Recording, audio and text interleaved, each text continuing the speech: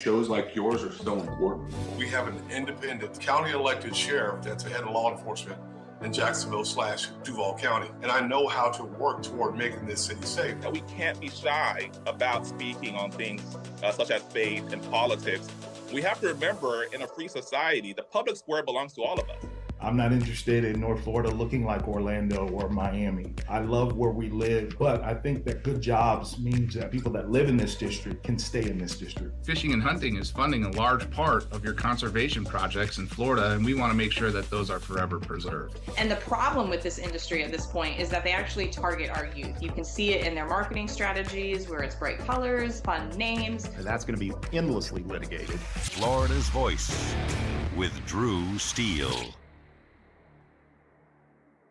Hey, it's Drew Steele with an offer that can help steer your retirement in the right direction. Look, we're going to navigate the turbulent waters of 24 with this financial uncertainties and shifting tides. Having expert guidance is more crucial than ever, and that's where my good friend Alfie Townsend comes in. As Southwest Florida's certified financial planner professional, Alfie brings expert knowledge and insight. His latest book, Making Waves in Retirement, isn't just a guide. It's your navigational compass for mastering the financial seas. With decades of experience, Alfie has crafted a powerful roadmap to help you chart your course and make impactful waves in your retirement. Look, for a limited time, you can claim your free copy of this valuable guide. That's right, no cost. This book is more than just pages. It's your blueprint for a prosperous and fulfilling retirement. Don't let this opportunity drift by. Text book to 239-747-1080. That's book to 239-747-1080. Look, secure your free copy today, and let's make 24 the year you confidently navigate towards a brighter financial future. Text book to 239-747-1080. I've been dipping snuff for well over 30 years. You know, I could wake up in the morning and have a weird lump in my gums. Guess it's like playing Russian roulette, really. I would love grandchildren. And if by quitting it extends my life some, I would gladly lay it down. Visit tobaccofreeflorida.com to find free resources to help you quit your way. Today, push harder, push forward, push vigorously. There are things that I am hiding from people that I'm trying to inspire. You can do whatever you set your mind to. I feel like a hypocrite a lot of the times. Don't give up on yourself ever. Smoking, I hide it because I'm ashamed of it. I want to get out of the shadow. I want to show people there is light away from the darkness. I am going to quit. Visit tobaccofreeflorida.com to find free resources to help you quit your way. We're with Bridget, whose husband won't be home for months and whose daughter is due any day. We're with Mike, who's leaving home to protect his family and yours. We're with all service members and their families who need community, connection, and maybe a bit of magic. Are you with them? Learn more at uso.org today. We're with Liam after his 4th military move, when being new is starting to get old. We're with Tara during the holidays, when she misses home the most. We're with all service members and their families who need connection, comfort, and a home away from home. Are you with them? Learn more at uso.org today. Radical anti-hunting forces are working to ban fishing and hunting across the country. These extreme attacks on our heritage must be met. Thankfully, the International Order of T. Roosevelt is fighting back as the nation's premier organization defending our rights to fish and hunt. This April, you can step into the arena with us and join our fight in Naples, Florida. Join us at the historic Ritz-Carlton Tiburon and hear from world-class speakers including Tucker Carlson. The annual event is the best place for conservationists, anglers, hunters, and all those who want to protect the outdoors to come together, build strategies to protect our rights, and expand opportunities in the future for generations to come. Visit IOTR.org to learn more about our organization and to sign up to see Tucker in April. Visit IOTR.org to learn more about our organization and to sign up to see Tucker in April. You don't want to miss this event. What I know about courage, I learned from my adoptive mom. She said sometimes you just gotta hold on. and know we'll get through this. Mom, we are so high up. Hold my hand. No, you hold my hand. Here we go. Learn about adopting a teen from foster care. You can't imagine the reward. Visit adoptuskids.org to find out more. I learned patience from my adoptive dad. All he had to say was, "Hey, you got this. Just breathe." Hey, we're pretty good. Yeah. Might have to start a band. I got it. Learn about adopting a teen from foster care. You can't imagine the reward.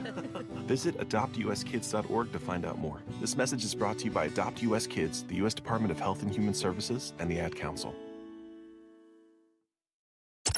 Thank you for waking us all up out here. For all you do. And thank you for giving us a voice. For being out there helping to keep the constitutional republic. I want to thank you for your support for veterans in the military. Educating us. Standing up for conservatism. Giving us the truth. Florida's Voice with Drew Steele. Hey, it's great to see you here today. Thanks for joining us. Florida's Voice with Drew Steele. My name is Drew Steele. His name is Big D. Derek's on the other side of the glass. He says hello. All right, there you go. And also Nina's somewhere floating around the newsroom as she's pulling all kinds of stories for us today. Coming up, scheduled to join us in just a little while from now. A busy day. Eric Daugherty's in the Florida's Voice newsroom, and he is, when we say he's Mr. Polling Guy, what are we going to name him, D? What did we decide? Is he like, he's like the polling guru? There you go. All right. He's the... Yeah. Okay, easy. He's the polling guru, and he just he like eats, sleeps, he just lives this stuff. I was with him a couple of weeks ago, and he was barely like listening to me talk because he was so busy on his phone and his computer pulling all these latest polls and getting them up on his X account. It was nuts. So he's going to join us coming up in just a little while. Scheduled to join us as well is Ed Montanari, who is a member of St. Petersburg City Council, but he's also a candidate for Florida's House District 60, and I wanted to find out more about his district and what has been happening there in Pinellas. Also scheduled to join us in the 5 o'clock hour will be Congressman Mario Diaz-Balart, and we've got a lot to talk about, including the border and some of the things that he's working on. We're going to talk a little bit of national security as well, because I don't know if you know this, but there's another big, huge, gigantic movement of migrants, one of these caravans that's making its way to our southern border. Now, why do you think that's happening? Why do you think we've got this big movement, migrant caravan, once again making its way to the border? I'll give Big D the guess, because it's really easy. You think you know what it is? What do you think it is? Why do you think there's a big push, the migrant caravan coming? You want to guess? Yeah, and who do they think is going to win? I think the caravan people. In other words, I think it's the caravan folks, the folks that are getting all of these migrants from where they are all across the globe to our country. They're trying to hurry it up because they know somebody's looking pretty good in the polls right now, and the suggestion that it may be the former president would kind of gum up the works of all the movement at our southern border. See where I went there? See how? Yeah, he's going to, the moat, everything, the gate, the moat, we're going to close it all up. Why don't we have a moat? You know, they made fun of Trump early on. Do you remember when he was talking about building the wall, and they were like, building the wall? Why don't you create a moat too? Why don't you have alligators in the moat and piranha? Okay, well, let's do it. Right, why not? I think the moat would be a great idea right now with piranha and alligators, although I don't know if piranhas would live in a place along our southern border. I don't know if it's hot enough there, or that might be a little iffy. Maybe Elon Musk can create some electronic robotic piranhas that don't actually. Yes, they don't actually eat or harm you. They just kind of zap you, or they nibble at you enough to make it annoying, like a mosquito bite. Yeah, that's good enough. All right, we've gone to a weird place. Good night, everybody. Yeah, that's it. I don't know if is there any place else to go now? Yeah, there's a lot of places to go. All right, let's start hitting some of the headlines around the state, because I wanted to let people know that, of course, we still have about 173,000 customers without power in the state, although we're getting closer and closer to zero, which is good. we've got the governor making some big announcements, a couple of big ones. Today, he announced that State Attorney Susie Lopez of the Hillsborough County area is pursuing animal cruelty charges against the owner of that dog found that was tied to a pole at the interstate before Milton's landfall. So good. Let's throw the book at whoever that is, and hopefully we'll find out who it is. Also, a couple of other things that were going on at a presser today in Zephyr Hills. He was talking about the Florida Disaster Fund and how it's been doing some great work. As well as Walmart, who donated $1 million. Now, through the Disaster Fund, we've been able to cut red tape, and we've been able to get assistance to people who need it. So I'm proud today to say through the Disaster Fund, I am here in Pasco County to award $500,000 to support nonprofit organizations that operate in Florida and provide free muck and gut services, free debris removal, free tarping, free temporary home fixes, and other volunteer services to those whose homes have been damaged or destroyed. Yeah. Well, that is good stuff right there. So he made that announcement. The Florida Disaster Fund, the state's private agency, was established to assist Floridians and communities as they respond to and recover during times of emergency or disaster. So about, $500,000 being rewarded to help out. A lot of companies helping out as well. I think Lowe's had donated like 250 buckets for people who are cleaning up homes and the like, and it has all the things that you need inside the bucket, like sanitizers and sponges and flashlights and bleach and all kinds of things. So there's a lot of good things that are happening. And again, you do these things and you're able to do a lot of the things that we are able to do here in the state of Florida after a disaster because you have good governance, because you have people that are good stewards of your tax dollars. And if they weren't, you wouldn't be able to pull and be able to get this money and have it available for Florida's disaster fund and the like. Florida Congressman Greg Steube says right now the biggest challenges ahead is fueling. And we talked about it yesterday and how there were stations that were doing free fueling. They're not doing it today, but it's something that trying to get the fuel out to different locations. And it's still been just ugly in places like Manasota Key. Many people right now listening to us on our great affiliates in Sarasota and Tampa Bay area. And so we know and we understand what it is that's happening in that area. Many people talking about Manasota Key that's just devastated after Milton. And it made landfall, obviously, at Siesta Key. So we continue to watch, continue to keep an eye on what is happening with the recovery here in the state of Florida. By the way, thanks to everybody who has been listening at our great affiliates across the state. If you want to listen at your convenience, drewsteele.com, the website, Steele has 3 E's. It's a great way for you to listen to the show while we are live or any time during the day as it is there on the website. So you can check that out. If you want to watch the program, just go to flvoicenews.com. That's Florida's Voice. It's the website. And you'll see my mug. You just click on it there and you can watch on YouTube, Rumble, X, any of our social media platforms have it live at FL Voice News. So you can go there right now. All right, some of the other stories that we continue to watch today on Florida's Voice. The former president of the United States, Donald Trump, has been having a really good go of it. Eric Doherty is going to join us in a little while from now from the Florida's Voice newsroom and talk about the poll numbers and the latest, whether it's the national polls, the electoral college polls, Rick Scott's numbers, and even Donald Trump's numbers in the state of Florida. Like, what really are they and how are we getting these numbers? But today, Trump was at the Economics Club of Chicago, and it was sponsored by Bloomberg News. And let's just say they haven't been on the friendliest of terms with the former president.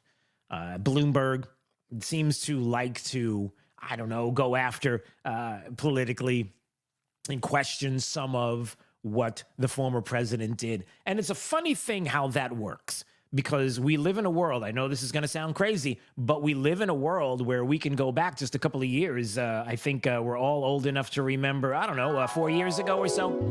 I don't know. Big D he's a little guy. He's a youngster. He's a Gen Zer. Do you remember 4 years ago what it was like? How were you doing? A little better than I'm doing now. Okay, just a little better now than now? All right. Wow. So things must be... Okay, good. No, I was hoping that was the case because I was going to say, who do I need to talk to find out what you're getting paid these days or what you're not paying for and the like. But anyway, look, we all know. We're all old enough to know what it was like, as if he wasn't president. And so we know what inflation was like during his presidency. So to sit there and to question inflation and maybe even the talk of tariffs, well, you knew it was going to get a little feisty, and it did today. Just a little while ago, here's what he said at the Economic Club of Chicago, and it was a Bloomberg reporter that was asking him about tariffs and inflation. And you're also talking about 20% tariffs on the rest of the world. That is going to have a serious effect on the overall economy. And yes, you're going to find some people who will gain from individual tariffs. The overall effect could be massive. I agree. It's going to have a massive effect. Positive effect. Okay. Now, before I get to the rest of it, isn't that an interesting thing, the way that a reporter, a journalist, expresses what they're about to say? Because listen, he says... Who would gain from individual tariffs. Yeah. The overall effect could be massive. I agree. The overall effect could be massive. Remember that story we were talking about yesterday, Big D? What was the story that we were talking about? I think it was near the end of the show where you went to, it was about Christopher Columbus being a Jewish, right? Remember that whole story? And then you read through it and it's like, we're almost kind of sure that what we discovered is kind of sort of possibly the fact that he was Jewish. Right, that we're not 100% and we don't know positively, but we're close, so that kind of thing. So that's the same way when he says... The overall effect could be massive. Could be massive. Could be just fine. And the former president is like, yeah, I think it's going to be massive in a positive way. It's going to be a positive, not a negative. Well, let me just I know how committed you are to this, and it must be hard for you to, spend 25 years talking about tariffs as being negative and then have somebody explain to you that you're totally wrong.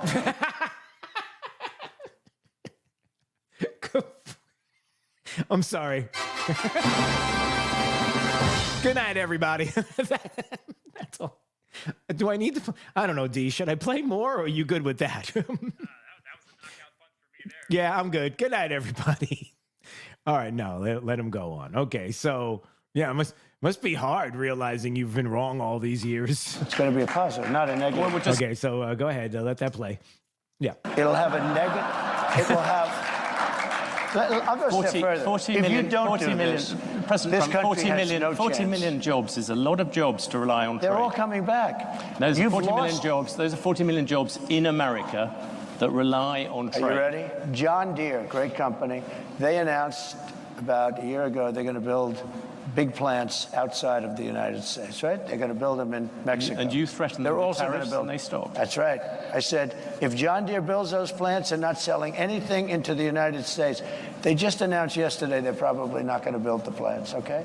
I kept the jobs here. Yeah, so we keep the jobs here. Listen, if you want to do that, that's fine, but we're going to have to tariff it because we see what you're doing here and we're losing jobs here, and we can bring jobs here and workers here legally. Legally, we can bring workers here. Legally, we can bring people here, and we can even bring workers in here legally. See, that's how that works. The legal part is what escapes a lot of people because, you have those that are on the left that are like, well, who's going to do the jobs that Americans don't want to do?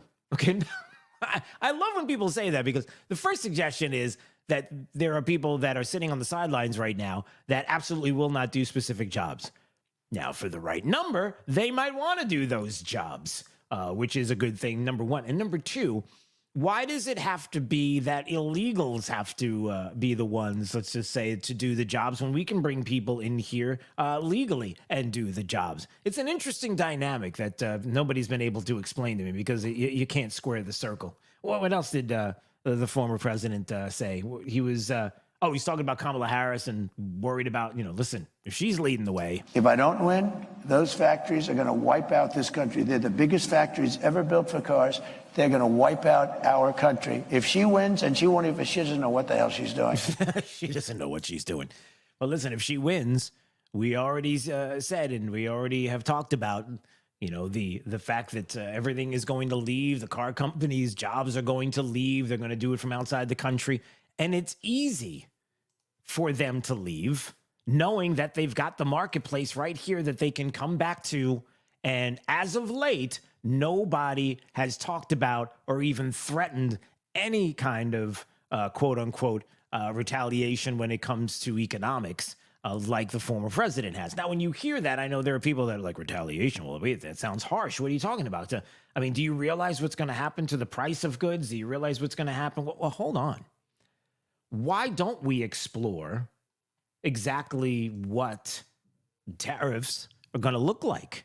I mean, isn't it a good thing to maybe explore some of the definitions of how it's going to work instead of assuming what people have talked about in the past? And look, there have been many, many conservatives, and we're going to talk about tariffs. There are many, many conservatives who in the past, who when the idea of tariffs came up, it was like, no. We don't want to do that. We don't want to talk about that. It's free trade, right? You've got to have everything tariff free. Tariff free right now in the world that we live in 2024 is kind of like the climate change crazies. In other words, if the United States does it, then everybody else is going to join in. See, if we all get on board with the EVs and we all do what we can and, Green New Deal it and all of that kind of stuff, right, Bernie? It's what you do. This is what you do. You better believe it. It's what you do. And if we all do that, then everybody is going to follow along with us. It's going to be a beautiful place, and everybody will go along with the idea. No, they won't. Are you kidding me? China's going to look and go, really? Which is what they're doing now. You guys knock yourselves out. We're not getting rid of fossil fuels. It's churning the engine that is running the economy right now. India's like, hey, we're right around the corner as the biggest economy on the planet. We're not going anywhere with whatever you're thinking because we see what it will do to the economy. And sorry, we're not on board. So the same way that that's happening is the same imagination that people have right now with tariffs. In other words, you can't look at the world that you wish we live in. You've got to live in the world that we do live in. Now, Big D, does that make sense how things work here? In other words, you can't live in the world that you would like to live in. You've got to live in reality in the world that we do live in. And it's a different place than your imaginary place a long time ago on a planet far, far away, right? That's Star Trek. Isn't that the Star Trek with the big blobby guy that like eats Han Solo or something like that? Is that the... Yeah. Anyway, I don't need you to tell me. But here's Howard Lutnick. Now, we played this the other day, and it bears repeating. And this is one of those segments where you should mark it down. You should listen to it again. DrewSteele.com, the website. Steele has 3 E's. You can go there to listen anytime you want. And you can even listen to the replay. If you're not listening live, we are live 3 to 6 p.m. each and every day so that you can hear this once again. If you want to go back to the tape, and you can go to flvoicenews.com, Florida's Voice to watch. This is Trump transition chair Howard Lutnick, who was on CNBC. And he was being asked about how tariffs would work under President Trump. And this is so good. 2 parts. Here's the first part. I think we should put tariffs on stuff we make and not put tariffs on stuff we don't make. It's pretty simple. And of course, it's a bargaining chip. We can't sell a Ford or GM in Europe. You go to Europe, you can't sell a Ford or GM. Why? There's 100% tariffs. How about in Japan? 100% tariffs. So do you think if we said, we're going to tariff you the way you tariff us, do you think they're going to allow Mercedes and all these Japanese companies and Porsches and BMWs to all of a sudden have 100% tariffs in America? Of course not. They're going to come and negotiate, and their tariffs are going to come down. And finally, Ford and General Motors are going to be able to sell in these places. I don't know if you've been, Big D, when's the last time you were overseas? Have you been overseas at all? Have you been to like the UK, Germany, Japan? Have you ever been there at all? Okay. Have you ever heard the stories about how awesome it is to see like the Chevy Camaro clubs in Germany and how they all get together and drive their Camaros and their GM products? Have you heard about that at all? Or yeah, you know why? Because nobody drives them because they don't really exist there. That's what he's talking about. And then he has this, and this is even where one of the hosts of CNBC says this is like the best explanation I've ever heard when it comes to tariffs. Listen to this and don't miss it. This is big, okay? This goes to the history that we've had on this planet when it comes to tariffs and why we're in the place we are right now. Listen. I love that story. So which is it? Do we make a lot of money on tariffs, or we bring productivity here and we drive up our workers here? So it's a win-win scenario. I like both of them. I think what's going to happen is we'll make a bunch of money on the tariffs, but mostly everybody else is going to negotiate with us, and we will be more fair. In 1948, right, we came up with something called the Marshall Plan, right? The world, Germany and Japan were destroyed after World War II, and we wanted to export our economy to them. So we made a rule. They could tariff us, and we won't tariff them. So they can rebuild. This is the best explanation I've heard of. So they can rebuild their economy. We rebuilt their economy using something called the Marshall Plan. Our economy is so awesome that we'll use it to help you rebuild. When should that have ended? What do you think, 1980? Right? 1985? I mean, why 40 years are Japan and Germany and all of Europe still tariffing the heck out of our auto industry, tariffing the heck out of our furniture industry? Do you realize all your furniture you're buying that's made foreign? It seems crazy. Why? It's because they tariff us. Whoa. Did you realize that? Did you think about that? It's like... It's generational at this point. For Europe, it's in their DNA, if you will. It's been like this for so long, since the 40s and the Marshall Plan. And nobody's bothered to question or ask why these markets, you put the European Union together, it's almost as big as us, and yet you don't find American products over there the way you find here. And the way we find their products here. Again, this is so important, and don't miss this point because it's the biggest point of all. You have to live in the world you live in that exists. You can't live in the world that you wish exists, okay? It would be nice if everybody played fair, if everybody played nice in the sandbox, but they don't. Some kids kick the sand in your face. Some kids take your sandwich that your mom spent a long time making, your favorite sandwich, and sprinkle sand in, and then you eat it, and then you realize there's sand in there, and your teeth crunch, and then you get really upset, and then you go to the nurse, and then the nurse says, well, you're fine, everything is okay, and then you end up wanting to get the kids in trouble, but you feel bad because you kind of like the kids, and you don't want them to be mad at you. I'm not saying it happened to me, but the point is that, yeah, where was I? Yeah, okay. The point is you live in the world you live in. And not the one you wish you live in. Well, it doesn't work that way at this point. It's something that is going to continue to come up. But we have to be honest with where we are. And when it comes to the issue of tariffs, and President Trump brought it up today, and boy, there's a lot more audio that we're going to play coming up of his visit at the Economic Club of Chicago. And it got feisty is a great word for it. It got spicy. And so... we're going to play some of that audio. But look, sometimes you just have to have real talk. You just have to be honest. Speaking of honest, there's some dishonest people in the media. Oh, man, something we played the other day that had to do with Meet the Press and Speaker Johnson. Wait till you see what CBS did and the selective editing that they're doing now against the GOP. Unbelievable. You're listening to Florida's Voice with Drew Steele. I'm Chris Jakimick. I served in the United States Air Force, and I deployed 3 times.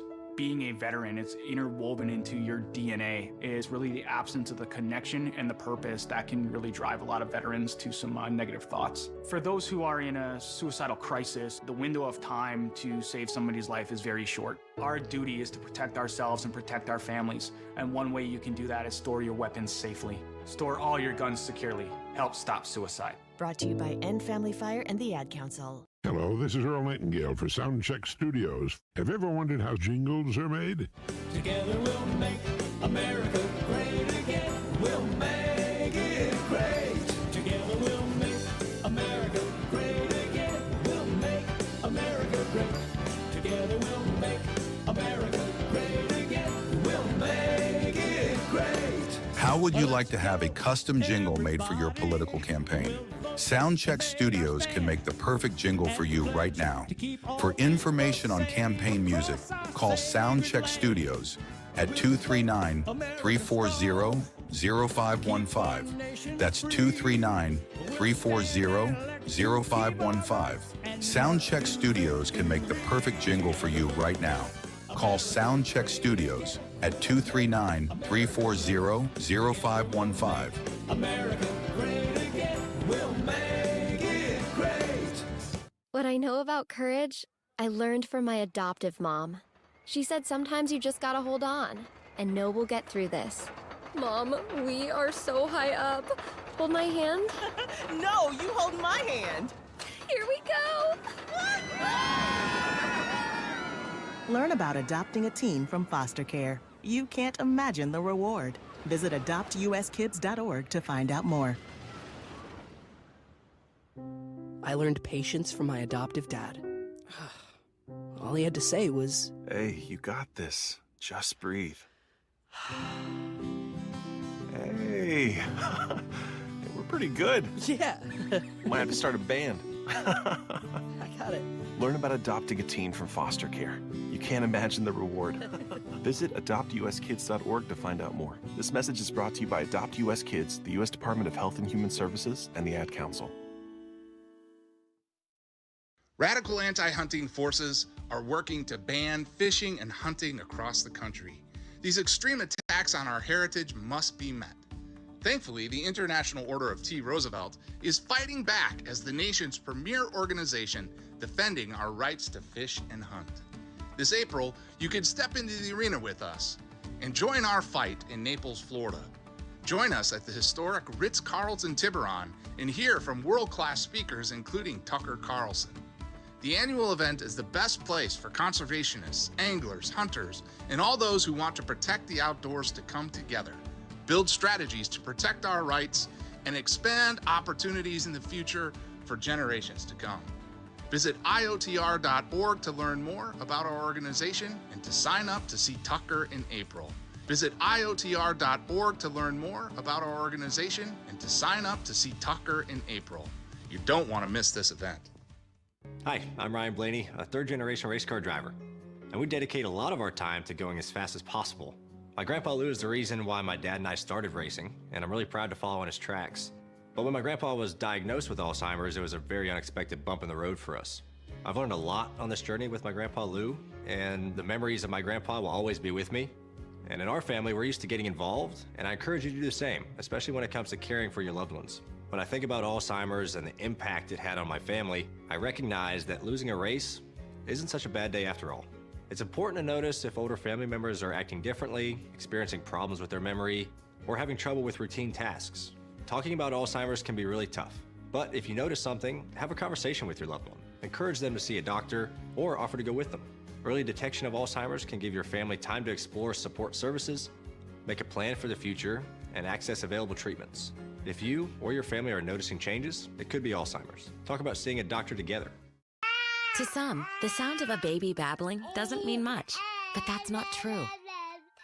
They're testing out vowels and consonants and trying different sounds. And by 12 months, their babbling is beginning to take on meaning, especially if there's no babbling at all. Little to no babbling by 12 months or later is just one of the possible signs of autism in children. Learn more at autismspeaks.org. Hey, it's Drew Steele with a game-changing offer for those ready to master their retirement journey. Look, we're going to navigate unpredictable waters in 24, an election year marked by financial uncertainty. It's crucial. You've got to have expert guidance. That's where my good friend Alfie Townsend comes in.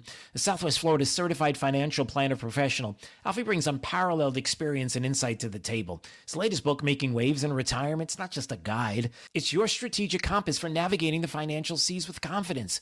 Look, with decades of experience, Alfie has created a powerful roadmap. It'll help you chart your course and make meaningful waves in your retirement. And for a limited time, you can get your hands on this book free. That's right, no cost. The book is more than just a collection of stories. It's a blueprint for achieving a prosperous and fulfilling retirement. So don't miss out. Text book to 239-747-1080 right now. Let's book to 239-747-1080 and claim your free copy today. Let's make 24 the year you confidently steer towards a brighter financial future. Text book to 239-747-1080.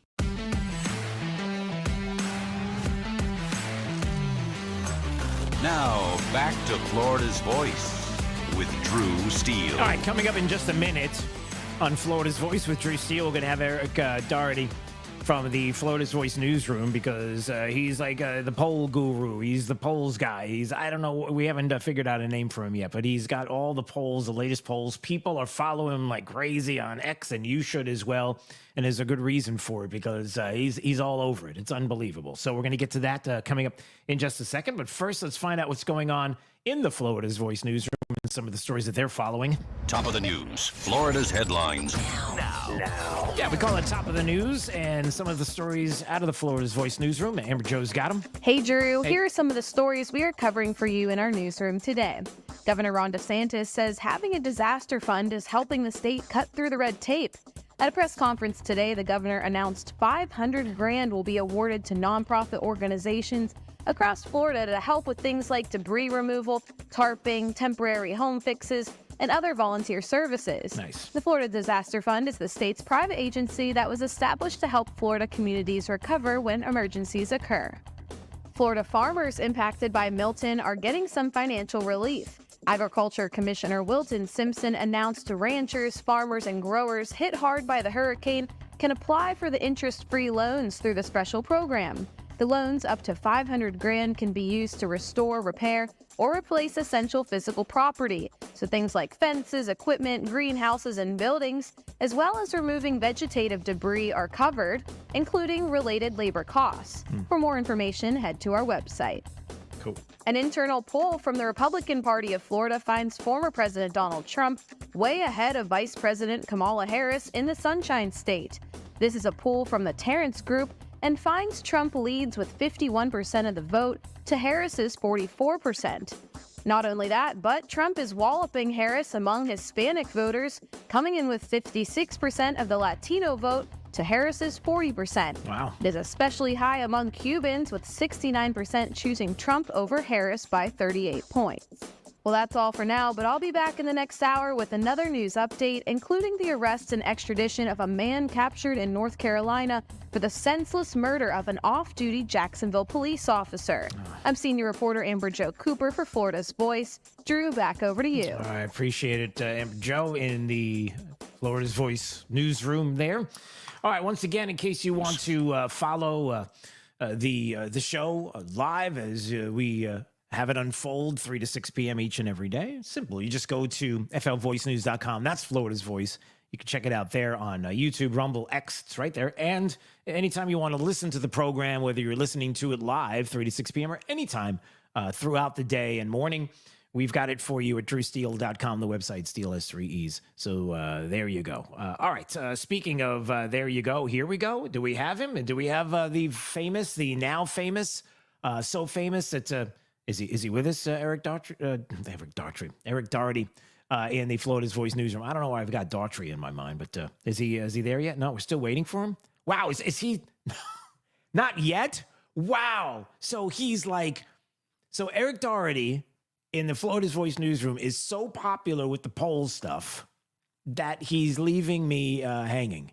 He's got me. Is that right? Wow. All right. Well, I'll just push him right into the video as soon as he comes along. That's fine. All right. Whatevs, as the kids say. All right. So when Eric joins us, we'll let you know. In the meantime, a couple of other stories that we are checking out here at Florida's Voice. Yeah, so we see some of the polling numbers that we're going to get to that Eric has, but Gallup says 42% of voters now identify as independent. Is that right? So the independent voters. Now, the question is, I'm just looking at the headline, and I'm not looking at the story, the meat of the story in and of itself, but it would be interesting to see. 42% of voters now identify as independent. Is it because they've left the Democrat Party and they want people to think that they're independent, or they just don't have the heart to become Republican, or I don't know what it is. All right. Is he ready? Okay, good. He's ready. Eric Doherty, there he is. Oh, look at you. All right, Eric Doherty's here. He's in the How you doing, Drew? newsroom. I don't know. Are you in the newsroom or you're in some other undisclosed location? Because, you're so famous now. It's like... I am, I'm in I was just in the newsroom, but I'm now in an undisclosed room. Yeah, you see how that works? Because you're big time now. You're big time in us. Yeah. I see how that is. All right, so, and I'm very serious about this. So what is your X handle, so if people want to follow you, Eric? My handle on X is Eric L Daugh. It's not very easy to remember, but Daugh, start of my last name. Okay. So what do we have? First of all, we were just talking a little bit about some of the numbers in the state. We'll get to that in just a second. What do things look like right now? Not just the Electoral College, but even the popular vote. What are you seeing right now? Yeah, so we're in a situation that's really unprecedented. If you compare the 2024 election, especially when Biden was in the race, but now that Kamala Harris is in the race, at this point in 2016, so I think because we're talking about an election with Donald Trump, we have to go back to both races he was in, because when Trump is on the ballot, he drums up a lot of turnout and he drums up a lot of these lower propensity voters. And that's why we saw big polling misses in both 2016 and 2020. So the numbers are, at this point in 2016, nationally, Hillary Clinton was up 6.7 points, right? 2020, which was arguably a worse environment for Trump, even though there was a polling miss. Biden plus 9.4, right? Wow. Now, the big change, and this is kind of shocking to me today, by the way, this is all in the Real Clear Politics average. So this is an average of polls. Right. Harris plus 1.4. Wow. So that is an 8-point shift, exactly 8 points from 2020 and 5.3 from 2016. So when you see that, do you extrapolate that out and say, okay, if we look at what happened in 2016 and 2020, I mean, don't get me started, but anyway, but those years, if you see that big of a difference or the race being that close, do you extrapolate that out and say, man, this could be huge? Like, as far as the popular vote, he could conceivably win. I mean, is that the margin of error? Could he actually win the popular vote across the country? Yeah, so some metrics are suggesting that Trump probably has the best chance to win the popular vote that he's ever had out of the 3 elections he's running. Gallup, I think it was Gallup, has an R+3 national environment. That was their final average for this election. If you go back to 2020, I believe it was D+4, which is pretty close to the popular vote, where Biden plus 4.5. Yeah. So in my opinion, we're definitely in toss-up territory for the popular vote. Yeah. And the thing about this is there's two possibilities. One of them is more likely than the other. One possibility is that the Electoral College, which we all know that's how you win the presidency, biases in favor of Trump. So that's why Hillary Clinton won the popular vote by around 2.1, but Trump won some of the battlegrounds by a little less than a point, right? That's about 3-point bias. Biden, he won by 4.5. Most of the battlegrounds that were the tipping point states under 1 point. So that's another 3-point bias. So even if the polls are accurate, you could see Trump running away with some of these states with 2-point leads, which would be higher than 2016 even. All right, so here's, Eric, this is where we get to the meat of the matter, if you will. This is where we get to the guts. This is what people really want to know, because you hear this and you hear, all right, he could even win the popular vote. There's a chance that we're going to see numbers like we haven't seen in a long time for a Republican. Okay. But ultimately, state by state, Eric, it matters in the locations and the spots where the counties break one way or the other, and that makes the difference. Erie in Pennsylvania, right? Where people are focusing right now, and some other states where you don't look at the state, you have to look at these counties, right? That's the question, Eric. Do you see, and have you talked to anybody? Have you thought about this? Like in those areas, do you see, I mean, because the numbers sound great overall. That's nice. But if they're not breaking in those counties, is it about just making up the difference?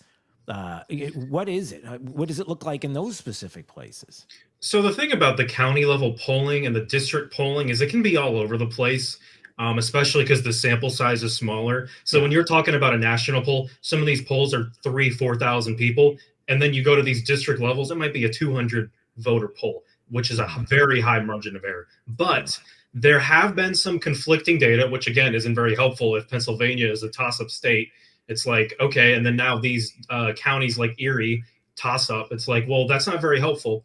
There have been a couple polls, I think it was Northampton and Erie, where Trump was leading by a couple points. I don't remember who the pollster was, but there was another pollster, which is why it's kind of a wash, that found Harris leading in some of these bellwether areas. So I don't put too much stock into the polling, especially when you get down to these very local areas and their sample sizes go down. However, that's why I've been tracking some of the early or I guess in Pennsylvania's case, mail-in voting and mail-in ballot requests. Right. And we're just seeing basically a red trend compared to both 2020 and 2022, basically in every county, definitely in places like Northampton and Erie. So that's something I'm watching. Of course, it's not a pandemic anymore, but a lot of the gains for Republicans are disproportionate, as in adjusted for population, than for Democrats. So I think if you're in Pennsylvania right now and you're looking at Erie and you're looking at the mail-in ballot totals, it's tilt Trump, I would say. Now, I'm not going to say he's going to run away with it because it's still close race. But I do think that these counties are definitely, and there's still Democrats. So I just said that. Yeah. That's just me personally saying that. But anyway, as long as there's Democrats, it'll always be close. But anyway, yeah. So right. But the interesting thing is how, and I'm hearing more and more, and you're probably hearing the same thing, that the mail-in, the early numbers are pretty impressive for Republicans, or the lack of Democrats getting out. It seems like I just read a story. I just saw one pop up on my feed just a little while ago of how it looks like there is this dynamic of Republicans getting out early to vote. Like, they're not messing around. There definitely is. Yeah. Yeah. Okay. All right. So before we let you go, Eric, the big question here in the state would be, I mean, maybe you can give us the numbers overall when it comes to Trump and maybe what you're hearing there. But obviously the Rick Scott race is the one that people are looking at here in the state. It's the one that Democrats insist is in play. I mean, that's what we hear. So what are you hearing? So on the ground, the idea that it's in play from some of the data I've seen, we had an internal poll come out today. Rick Scott plus, I believe it was +6 or +7. Wow. New York Times, Rick Scott +9. And in that same New York Times poll, I think it was Trump +13. So it's definitely not in play. And I know that you've discussed the fact that Republicans have a registration lead. You've probably discussed that at length. Yeah. Florida's Voice has been covering that at length. It's now around 1,060,000.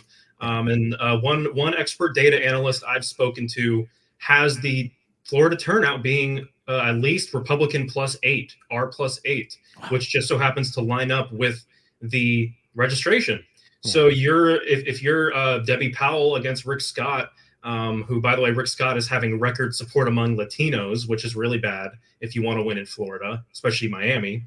There's no pathway for her to win, at least under the fundamentals and under the polls. Even the best polls, or I should say the best polls for her, the most Democrat polls, they can't even get her ahead. So abortion. I don't think it's abortion is the idea. Yeah. Yeah, well, that seems like that's the only plan. thing. Yeah, and so it's, I guess what you're telling us before we go is it's sort of like a Dumb and Dumber. You're saying that even the New York Times is saying Rick Scott by 9, and Democrats are saying, so you saying there's a chance is pretty much what we're hearing. All right. Good stuff. All right, are you going to come back and visit us? And next time we're going to have like something on the because see, it says Eric Doherty, assistant news director, Florida's Voice. But we have to have like poll guy, or you need some kind of like you need chief poll analyst or something. No, because like Big D, Derek is Big D. Oh yeah. Okay, so you don't have one of those. So you're like the poll guy. Do you like the poll guy? Yeah. How about the poll guru? I'm good with that. Okay, we'll make you the poll guru from now on. Okay, when you come back. All right, you got to go. Okay. All right. Thank you for having me, Drew. Good to be here. No, thanks. No, it's good to have you here. Late. Can we talk about that? What about that, Big D? He comes in late. And... Yeah, what do you say? Maybe you should. Okay. Don't have a little word with him. He's fine. He's busy. He's busy doing polls. All right. Coming up, more of the former president at the economic club there in Chicago. Some of the audio is priceless. You're listening to Florida's Voice with Drew Steele. Babes, what are you doing? What? I'm just mowing the lawn. No, it's blazing hot and dry out here. Don't you remember? Smokey Bear says. Avoid using power equipment when it's windy or dry. Where'd you learn this? Oh, it's on SmokeyBear.com with many other wildfire prevention tips. Right.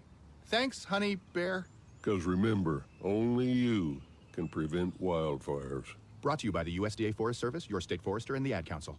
All right, son. Time to put out this campfire. Dad, we learned about this in school. Oh, did you now? Okay. What's first? Smokey Bear said to. First drown it with a bucket of water, then stir it with a shovel. Wow. You sound just like him.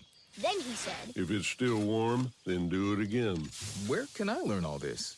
It's all on SmokeyBear.com with other wildfire prevention tips, because only you can prevent wildfires. Brought to you by the USDA Forest Service, your state forester, and the Ad Council. Are you prepared for an emergency or disaster? Because it's not a matter of if, but when. Don't find yourself saying, I'll trust water bottles and a flashlight to save the day, but I'll be proved wrong. With a tornado approaching, I'll realize that I lack a wheelchair-accessible shelter. When the floodwaters rise, I'll be up in the attic with 20 cans of beans. It's a recipe for disaster. let's prepare so we all have a better story to tell. Get started at ready.gov/older-adults. Brought to you by FEMA and the Ad Council. Are you prepared for an emergency or disaster? Because it's not a matter of if, but when. Don't find yourself saying, when the storm rolls in, my time to find a pet-friendly evacuation center will have run out. The scorching heat wave will leave me powerless to cool my insulin. I'll face a hurricane without meds. Now that's a tough pill to swallow. Let's prepare so we all have a better story to tell. Get started at ready.gov/older-adults. Brought to you by FEMA and the Ad Council. Hi, I'm Ryan Blaney, a third-generation race car driver. And we dedicate a lot of our time to going as fast as possible. My grandpa Lou is the reason why my dad and I started racing, and I'm really proud to follow in his tracks. But when my grandpa was diagnosed with Alzheimer's, it was a very unexpected bump in the road for us. I've learned a lot on this journey with my grandpa Lou, and the memories of my grandpa will always be with me. And in our family, we're used to getting involved, and I encourage you to do the same, especially when it comes to caring for your loved ones. When I think about Alzheimer's and the impact it had on my family, I recognize that losing a race isn't such a bad day after all. It's important to notice if older family members are acting differently, experiencing problems with their memory, or having trouble with routine tasks. Talking about Alzheimer's can be really tough, but if you notice something, have a conversation with your loved one. Encourage them to see a doctor or offer to go with them. Early detection of Alzheimer's can give your family time to explore support services, make a plan for the future, and access available treatments. If you or your family are noticing changes, it could be Alzheimer's. Talk about seeing a doctor together. We're with Bridget, whose husband won't be home for months, and whose daughter is due any day. We're with Mike, who's leaving home to protect his family and yours. We're with all service members and their families who need community, connection, and maybe a bit of magic. Are you with them? Learn more at uso.org today. We're with Liam after his 4th military move, when being new is starting to get old. We're with Tara during the holidays, when she misses home the most. We're with all service members and their families who need connection, comfort, and a home away from home. Are you with them? Learn more at uso.org today. Now, back to Florida's Voice with Drew Steele. When I arrived yesterday, they basically told me that anything that goes into the household scrap bin is compressed and buried. I just wish I could go back in time and throw that drive away. I don't have the resources, the funds, or the manpower to start that, especially without the guarantee of, receiving money at the end, because, as you know, we're on a landfill site. There's a potential to find the drive. Is it still working? Can the data be recovered? When I went up to the landfill site yesterday, my first thought was, I've got no chance. He's got no chance. What is he talking about? All right, Big D, are you ready for this? Did you hear about this story? Well, you're about to find out what that is all about right now. You ready, Big D? All right, here we go. That is a guy from Wales that's in the UK there. He had a hard drive. You want to guess what was on the hard drive? Okay, let me start again. He accidentally threw away a hard drive. On the hard drive was 8,000 Bitcoin. It's worth about how much? $647 million. Wait, how much? It's like 66,000 for one Bitcoin? Yeah. How many? 8,000 Bitcoin. 528,000. Yep, a million. You mean? 528. Yeah, so he is short now $600 million. And that was him who explaining it.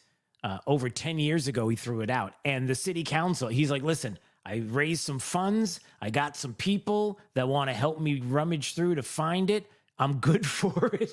And the city council's like, no, we're not. Sorry, you're not going to be rummaging through the dump. You can't go to the landfill and start rummaging through to try to find the hard drive. It's gone, pal. That's it. What do you, yeah. So I guess, what do you do now? If you're that guy, what do you do? It's gone. That's it. You messed up. You're out $600 million. And now there's probably a whole country that's digging through the dump when nobody's looking. So to try to find, and it's been 10 years. If they haven't found it yet. Not saying that the guy's been looking for 10 years, but it's a good valuable lesson for everybody. Kids, stay off your computer. Just stay off the computer. That's it. Just don't even electronic devices. Just stay away from them. You don't need them. You don't need an electronic device in your hand. You don't need to carry a supercomputer around with you everywhere you go. It's nothing but trouble. Take it from the Wales dude. That's really weird. It's like pole guy and Wales dude. That's the two things we came up with today, Big D. Oh, that's right. He's not the pole dude. He's the pole guru. Okay. I thought that the dude part, the kids would relate to that much more. Pole dude then. Wow, you're right about that. All right. This is Florida's Voice with Drew Steele. My name is Drew Steele. He's Big D on the other side of the glass. And when we come back in just a little while from now, more from the President Trump, who was in Chicago with Bloomberg and talking about inflation and talking about tariffs, and he was in a pretty hostile environment, and that's when he shines. So we're going to play some of that audio coming up. And also, look, the sad thing is the media can't help themselves, and they've done it again. Another example of how the media is trying to hide something from the American people to protect a Democrat. I've got the audio to prove it. You're not going to believe it. If you're a Democrat, you'll deny it. Like one of you Florida Democrats who watch the program, and we appreciate it. Tell all your friends. FLVoiceNews.com, Florida's Voice. That's where you can watch YouTube, Rumble, X, and DrewSteele.com, the website. Steele has 3 E's anytime you want to listen. You're listening to Florida's Voice with Drew Steele. Some things on your ballot are complicated and some are simple, like Amendment 2, the right to fish and hunt. Amendment 2 is a bipartisan, common-sense measure supported by conservationists, environmentalists, and sportsmen as a humane way to manage Florida's wildlife, protect its natural resources, and promote environmental leadership. So whether you want to protect our environment or our traditions, Amendment 2 is for you. Remember, Amendment 2 is a bipartisan, common-sense measure supported by conservationists, environmentalists, and sportsmen as a humane way to manage Florida's wildlife, protect its natural resources, and promote environmental leadership. If you want to protect our environment or our traditions, Amendment 2 is for you. Paid political advertisement paid for by Vote Yes on Amendment 2, 2640A, Mitcham Drive, Tallahassee, Florida, 32308. All right, so Wednesday, Kamala Harris sits down with Brett Barry, talked about it on Fox News, Fox Business to be exact. Coming up, I'll play the audio of exactly what he said, how it's going to go, how it was done. I don't know. It's a tough one to believe, but You're listening to Florida's Voice with Drew Steele. Florida's Voice with Drew Steele. Congratulations on your show. Congratulations on your new show. Big deal, huh? That's why shows like yours are so important. We have an independent county elected sheriff that's the head of law enforcement in Jacksonville/Duval County. And I know how to work toward making this city safe. We can't be shy about speaking on things such as faith and politics. We have to remember, in a free society, the public square belongs to all of us. I'm not interested in North Florida looking like Orlando or Miami. I love where we live, but I think that good jobs means that people that live in this district can stay in this district. Fishing and hunting is funding a large part of your conservation projects in Florida, and we want to make sure that those are forever preserved. And the problem with this industry at this point is that they actually target our youth. You can see it in their marketing strategies, where it's bright colors, fun names. And that's going to be endlessly litigated. Florida's Voice with Drew Steele. Hey, it's Drew Steele with an offer that can help steer your retirement in the right direction. Look, we're going to navigate the turbulent waters of 24 with this financial uncertainties and shifting tides. Having expert guidance is more crucial than ever, and that's where my good friend Alfie Townsend comes in.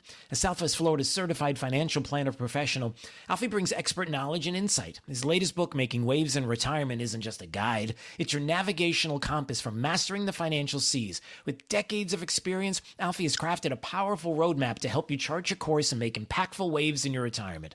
Look, for a limited time, you can claim your free copy of this valuable guide. That's right, no cost. This book is more than just pages. It's your blueprint for a prosperous and fulfilling retirement. Don't let this opportunity drift by. Text book to 239-747-1080. That's book to 239-747-1080. Look, secure your free copy today, and let's make 24 the year you confidently navigate towards a brighter financial future. Text book to 239-747-1080. I've been dipping snuff for well over 30 years. You know, I could wake up in the morning and have a weird lump in my gums. Guess it's like playing Russian roulette, really. I would love grandchildren.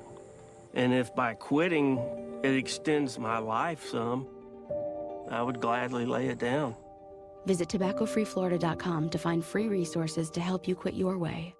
Today, push harder, push forward, push vigorously. There are things that I am hiding from people that I'm trying to inspire. You can do whatever you set your mind to. I feel like a hypocrite a lot of the times. Don't give up on yourself ever. Smoking, I hide it because I'm ashamed of it. I want to get out of the shadow. I want to show people there is light away from the darkness. I am going to quit. Visit tobaccofreeflorida.com to find free resources to help you quit your way. We're with Bridget, whose husband won't be home for months and whose daughter is due any day. We're with Mike, who's leaving home to protect his family and yours. We're with all service members and their families who need community, connection, and maybe a bit of magic. Are you with them? Learn more at uso.org today. We're with Liam after his 4th military move, when being new is starting to get old. We're with Tara during the holidays, when she misses home the most. We're with all service members and their families who need connection, comfort, and a home away from home. Are you with them? Learn more at uso.org today. Radical anti-hunting forces are working to ban fishing and hunting across the country. These extreme attacks on our heritage must be met. Thankfully, the International Order of T. Roosevelt is fighting back as the nation's premier organization defending our rights to fish and hunt. This April, you can step into the arena with us and join our fight in Naples, Florida. Join us at the historic Ritz-Carlton Tiburon and hear from world-class speakers including Tucker Carlson. The annual event is the best place for conservationists, anglers, hunters, and all those who want to protect the outdoors to come together. build strategies to protect our rights, and expand opportunities in the future for generations to come.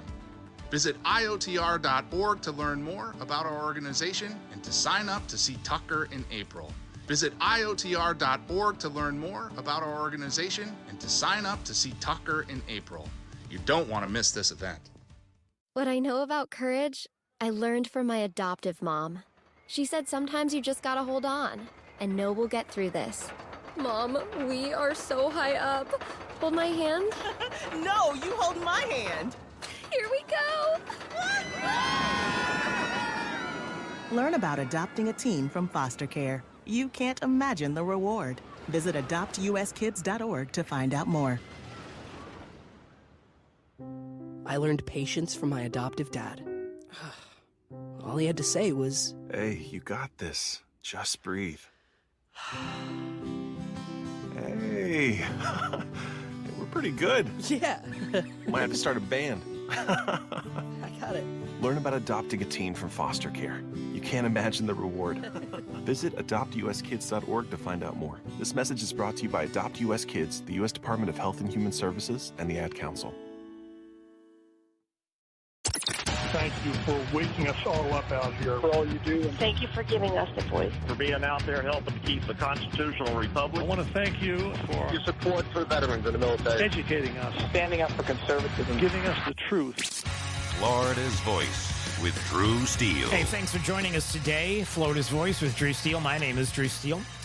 Anytime you want to call, 866-588-8303 is the phone number. Anytime you want to listen, drewsteele.com, the website. Steele has 3 E's. Anytime, 3 to 6 p.m., we are live. And throughout the day, you can listen at your convenience. And anytime you want to watch, we always appreciate you watching at flvoicenews.com. That's Florida's Voice on YouTube and Rumble and X. So you can go there to check it out. Lots to discuss, including some of what is happening here in the state. The Florida Disaster Fund, the state's private agency, established to assist Florida's communities as they respond to and recover during times of an emergency or a disaster. $500,000 toward nonprofits that provide free debris removal and other recovery services, that through the Florida Disaster Fund. Even some of the numbers right now, I know there's still about 173,000 currently in the state without power, and there's still a lot to do. And one of the people who knows how much there is to do is someone whose district was hit pretty hard. Ed Montanari is joining us right now on Florida's Voice. We always appreciate having a few minutes to speak with him. Obviously, candidate for Florida House District 60, and I know that his area, his district, where he is at, was hit pretty hard. He kind of sort of has power right now. Is that right, Ed? You're kind of sort of there. You could we could lose you at any moment, but tell me more about what's happening there, Ed. Hey, Drew, it's great to be with you again. Yes, I'm one of the fortunate ones here in St. Petersburg and Pinellas County that does have power. But I was hit hard myself. I had 2.5 feet of water in my home after Hurricane Helene, and that I joined about 11,000 other St. Petersburg residents that had damage to their home after that storm. And then after Milton, we had another just under 5,000 additional homes that had some sort of damage to them. So it's been catastrophic. About 17% of the city of St. Petersburg has had damage to their homes. Wow. Yeah, and so you obviously were affected much more by the flooding than anything else. I'm assuming. Yes. Obviously, people saw some of what was happening in the downtown area in St. Pete and with the crane falling, and obviously many people posting videos of the sand that's being pushed out of the way in a lot of the roadways. I mean, is that where we are right now? How are the roadways, electrical issues, and some of the like? What else has been happening, and especially with your house and the way it got flooded too? Yeah, well, thank you for the question. So the city of St. Petersburg is doing better. The beaches got really hit hard during Helene, and that's where you saw the sand just piling up in the roadways. The roadways were impassable. and they're still devastated out there. St. Petersburg is doing a little bit better, but we still have massive issues that we're dealing with. You mentioned the crane that blew down during Milton. That is part of a construction of the tallest tower on the west coast of Florida. They had 2 cranes, and one of them collapsed in around 9:30, 10 o'clock at night. And there are 3 things that happened within about an hour during the storm. That crane collapsed, and then the roof blew off Tropicana Field, the home of the Tampa Bay Rays. Right. And then a few minutes later, I get a call from the city administrator, and we had massive water leaks in our water system, and we had to shut down the water system. So it was almost apocalyptic. What happened in our city. A few hours before, we had to shut down 2 of our 3 sewer plants. So things were very bad there, and we've got the sewer plants back up. They were up quickly. We got a water system back up also, and now we have to figure out, what do we do with the Tropicana Field and a lot of the other infrastructure. Duke Energy is working hard. There's a lot of linemen here in the city and House District 60 that are restoring power, but there's still a lot of people without power. A lot of people suffering right now. Yeah. Did a lot of people leave? How about, heeding the call to get away from the coast, to get inland? How did that work out? Yes, a lot of people did evacuate, and rightly so. Hurricane Milton was just a scary storm that was bearing down on us. Right. And especially coming 2 weeks after Hurricane Helene hit us. But yes, it was people did heed the call and evacuate, and so very, very thankful for that. Right. Now we just started the rebuilding process, and it's going to take a long time. I look around like my own home, and I have empathy for anybody that's in this situation, because Sure. you have to start from scratch. I mean, from the exterior of the home, it doesn't look like not much has changed, but inside my home tomorrow, it's going to be completely gutted. We have taken out a lot of the drywall, but more of it's going to come out, and it's going to take a long time to get us back on our feet. But yeah, I'm always the optimist. I'm a Ronald Reagan Republican, and we're going to build back better, and we're going to get back on our feet. And the city of St. Petersburg, Pinellas County, and HD 60 are going to thrive very soon once again. Yeah, I agree. And it's Ed, you probably realize just as much as anyone else, you are always prepared. You prepare the city, you prepare your area, but you never know what it's going to be like until it actually comes through. Right. And the things that you have to deal with after the fact. So obviously many people in Southwest Florida, where I am located, understand that full well when it comes to Ian and the talk of storm surge that nobody ever expected was going to be the likes of which we've only heard about, but then we witnessed it. And sometimes you feel like you're prepared, and then when it comes through, you realize how devastating it can be. Now, ultimately, as we talk about the comeback, certainly, which is going to happen, and some of what you see even in the community, maybe you could talk about that before we go. Some of what the community has done as they come together. Some of the things that you hear about all the time, and then when it's in your community, in your town, on your street, you see it. And then maybe even, the campaign and what you all are doing as far as trying to help others too. Sure. And, it just warms my heart to see people come together and help their neighbor. And I see a lot of that in my own neighborhood, and I see it all around St. Petersburg. I was at an event earlier today where a organization that gives out supplies to babies they were at a local church, and there was a long line of people there with babies that needed supplies, and these volunteers stepped up to help. I see it in debris cleaning. My campaign, we shifted from doing door-to-door walking right after Helene, and we went into one of the most flood-prone areas of St. Petersburg, and we just walked through the neighborhood and asked people if we can help.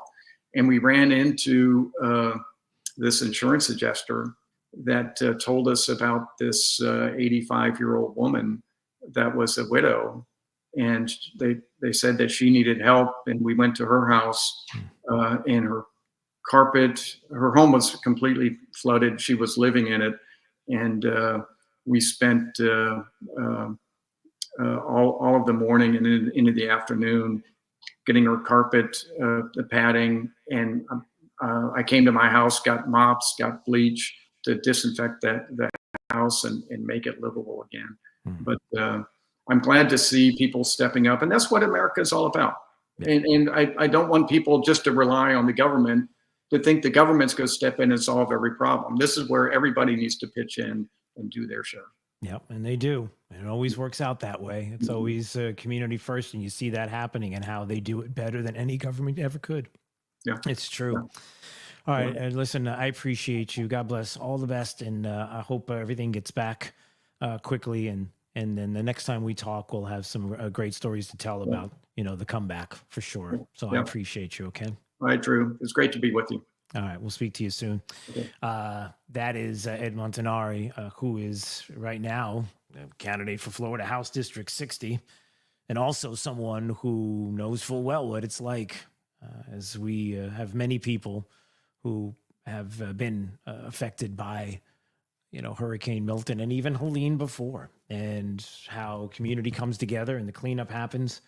As we talked about, Governor DeSantis announcing today the $500,000 toward nonprofits providing free debris removal and other recovery services. You've got Lowe's and other businesses, Lowe's in particular, who's donating 250 buckets for people cleaning up homes after the flooding. Then that includes bleach and flashlights and sponges. And the governor also said about 4 million accounts have powered restored since Milton. That's the fastest that's ever been done for that amount of accounts. Still have about 170,000 that do not have power right now. And Ed, one of the ones whose power just recently went backward for who knows how long. And there's still a lot to do there in the St. Pete area. But the 50,000 linemen plus and the people that have come through to help. And first responders have just been absolutely amazing. And the resilience here in the state. Just a couple of other numbers just before we move on. Some of what's going on outside of the area. Well, we know that Greg Steube, Florida congressman, was talking about the big challenge being fuel in a lot of areas.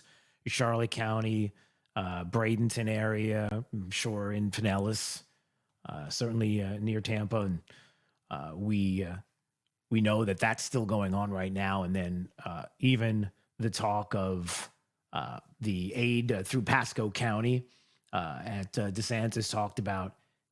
And if you pivot north in North Carolina and what they've got to deal with as well and the devastation that's there are 92 people that are still missing in North Carolina after Helene.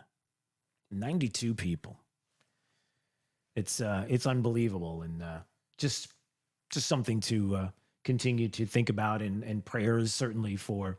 Yes, I said it. All you lefties, I said it. Prayers for those that are there in North Carolina and even here in the state, and the continuing recovery that we all have to do together. All right, so let's touch on some other stories that we are following right now on Florida's Voice. I saw this a little earlier, and I thought it was a joke, but it's not. So you have the former president who's at the Economics Club there in Chicago today, and he's talking with a Bloomberg News reporter. You could tell it's confrontational. But I don't know what it is about the left that they always continuously feel like the thing that they have to do is to selectively edit people's videos as if there's no way that anybody could find out what everything looks like if you actually can see it in context.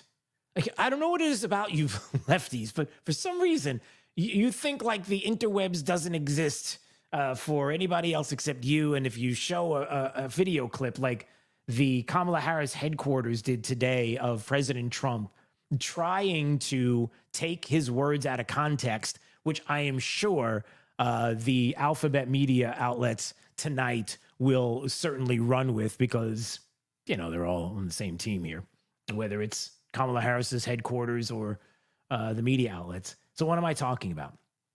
So the story goes that Donald Trump, former president of the United States, at the Economic Club of Chicago, belittled auto workers, saying that they just assemble stuff out of a box and saying children can do it. Oh, and if you think I'm making this up, oh, no. Kamala Harris headquarters says we have the audio to prove it, right? They have a little bit. Oh, can you hear that? Let me make it a little louder so you can hear what he said. United States, and they have a little bit, but you know what they really are? Assembly, like in South Carolina. But they build everything in Germany, and then they assemble it here. They get away with murder because they say, oh, yes, we're building cars. They don't build cars. They take them out of a box and they assemble them. We could have our child do it. Can we come back? We can have a child do it. That's Trump belittling auto workers, saying they just assembled parts out of a box and kids could do their job. We can have children do this. I can't believe it. Can you believe this? I know it was a little dramatic. Well, the music was dramatic. My voice wasn't really dramatic. But now, let's go to the tape, as somebody used to like to say, and let's hear in context exactly what was said. It's selectively edited, deceptively edited by Kamala Harris and her campaign team. Because you see, lefties, they love this stuff. As if you can't figure out what he was talking about in context, when all you have to do is go to the tape. So they cut off 20 seconds that came right before when the president wasn't talking about auto workers and belittling the auto workers. He was talking about something that we talked about earlier, about European car companies and get around tariffs, shipping parts made in Europe and then assembling them here in the United States, talking about how European car companies make it seem like something was built in the United States, but it wasn't. And now let's play some time before that clip came out so you can hear it in context. They don't want anything from us. We have deficits that are crazy, and we're not going to have them anymore. We're going to put tariffs on them, and they're going to do, and you know what they can do? The Mercedes-Benz will start building in the United States, and they have a little bit, but you know what they really are? Assembly, like in South Carolina. But they build everything in Germany, and then they assemble it here. They get away with murder because they say, oh, yes, we're building cars. They don't build cars. They take them out of a box and they assemble them. We could have our child do it. Can we come back? Let's come back to the European. There you go. So he's talking about what the European car companies do and how it's not built here, that they bring everything here to be assembled. There's kind of a big difference, and a big part of what is being done there, as opposed to wholly being done, completely wholly being done here. So they're not big fans of that. They don't like to hear that. They would much rather hear Tim Walz. Tim Walz wants to be the vice president of the United States. And I'm a knucklehead at times. If you say so. So what is some of that knucklehead isms? Knucklehead isms? He kind of knows it. He was at an event today where as he's speaking to a group of people and you could see the teleprompter's like right there. It's amazing how you've got Trump, who has the teleprompter, but will go off script, off the teleprompter, and just talk freely. No problems.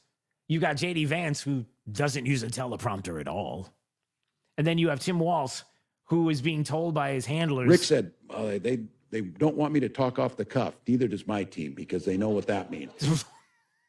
Do you really want to relay that? So Tim Walz wants people to know that his staff is like, yeah. And the people around him like, dude, don't talk off the cuff. Please don't do it because what? You're going to sound brilliant. No. It's quite the opposite. They're worried about, And I'm a knucklehead at times. Yeah, they're a little worried about that. Like, here's something. I want you to listen to this. This is stellar. Here you have Tim Walz, wants to be vice president of the United States, and wants the world to believe that he and Kamala Harris are proud Second Amendment patch-wearing, flag-waving gun owners. I can't even say it with a straight face. You don't really believe that, do you?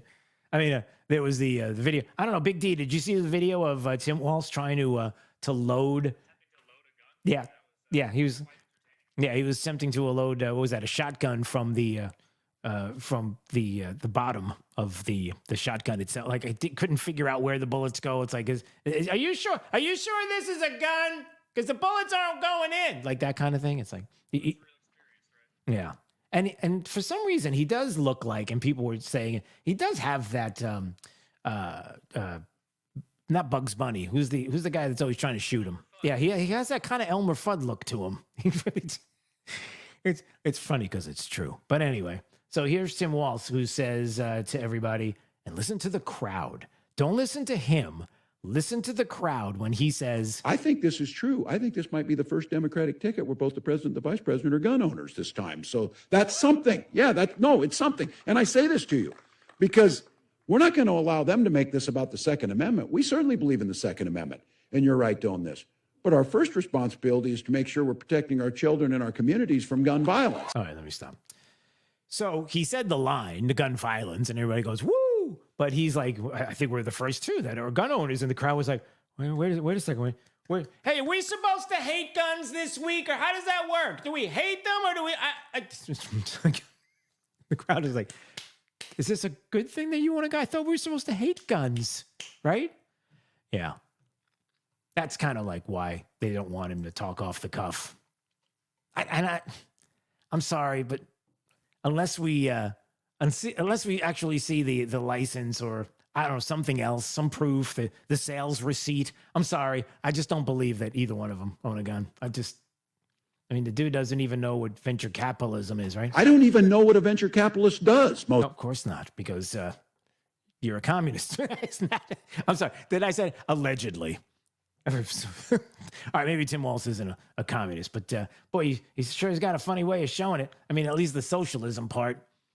So there you go. So a little bit of Tim Walz from today. It was pretty funny. I don't know if Kamala Harris is going to be funny. She's going to be interesting. If it's going to be good.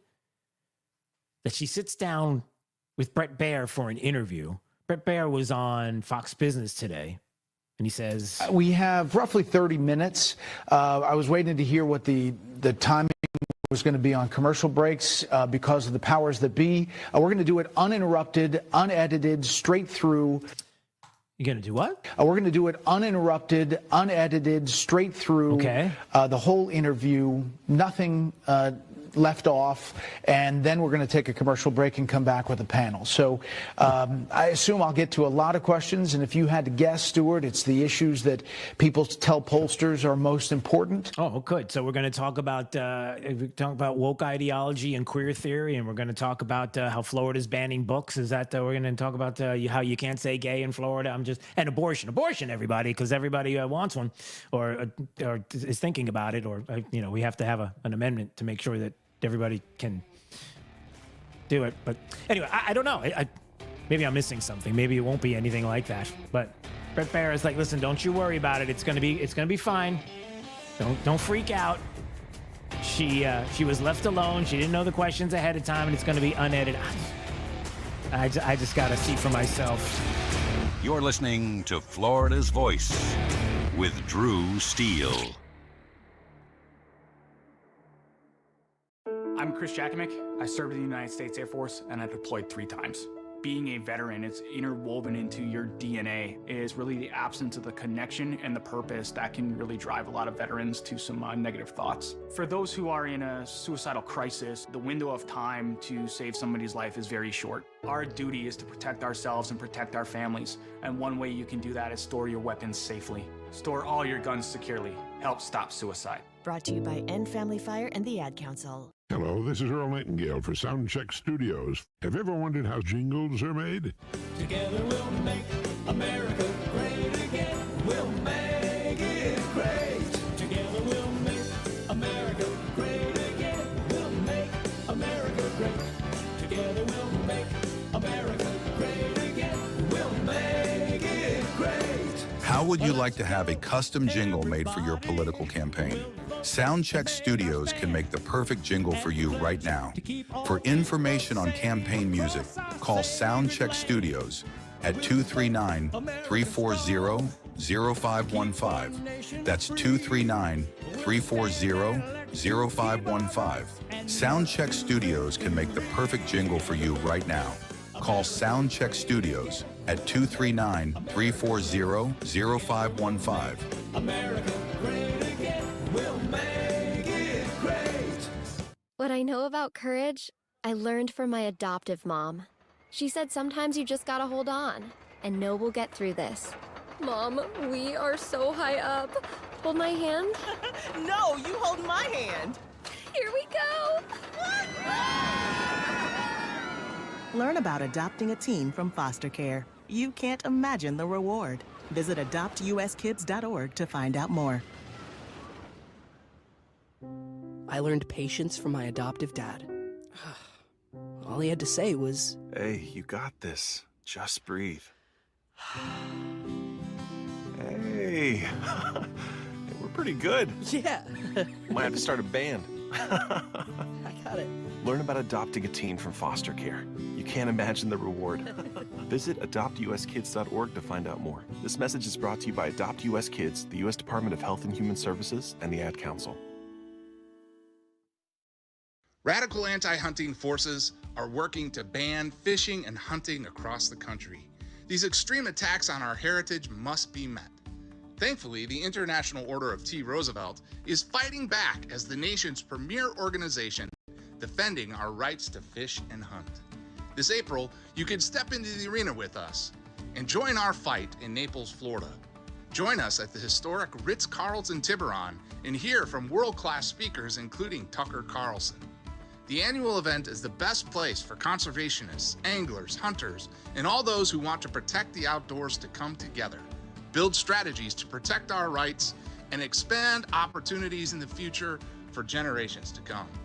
Visit IOTR.org to learn more about our organization and to sign up to see Tucker in April. Visit IOTR.org to learn more about our organization and to sign up to see Tucker in April. You don't want to miss this event. Hi, I'm Ryan Blaney, a third-generation race car driver, and we dedicate a lot of our time to going as fast as possible. My grandpa Lou is the reason why my dad and I started racing, and I'm really proud to follow in his tracks. But when my grandpa was diagnosed with Alzheimer's, it was a very unexpected bump in the road for us. I've learned a lot on this journey with my grandpa Lou, and the memories of my grandpa will always be with me.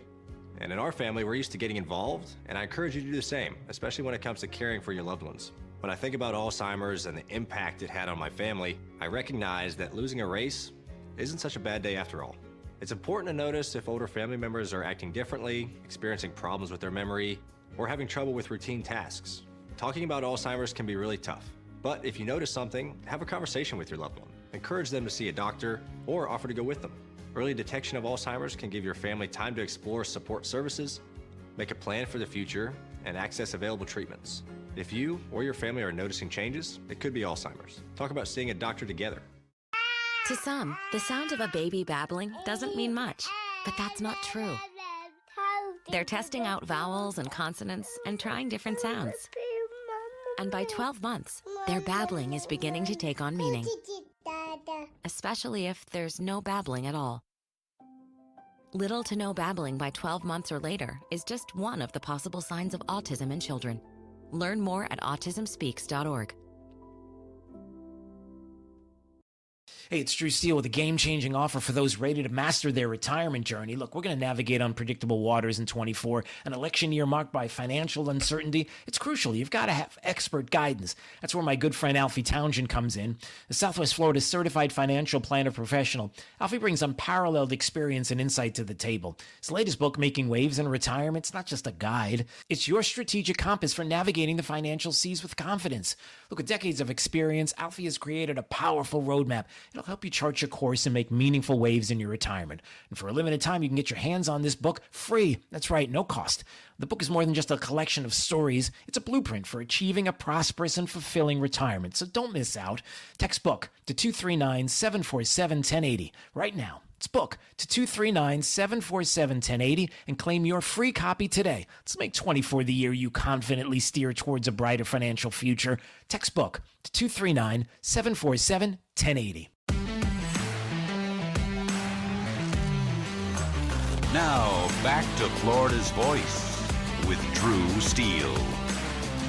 All right, something you can help us here with on Florida's Voice with Drew Steele in just a second. We mentioned it earlier, yesterday we mentioned it, so we'll mention it again today. And then something else that just happened here in the studio that I'm going to ask a question about. But first, let's get to the top of the news. Top of the news, Florida's headlines. Now.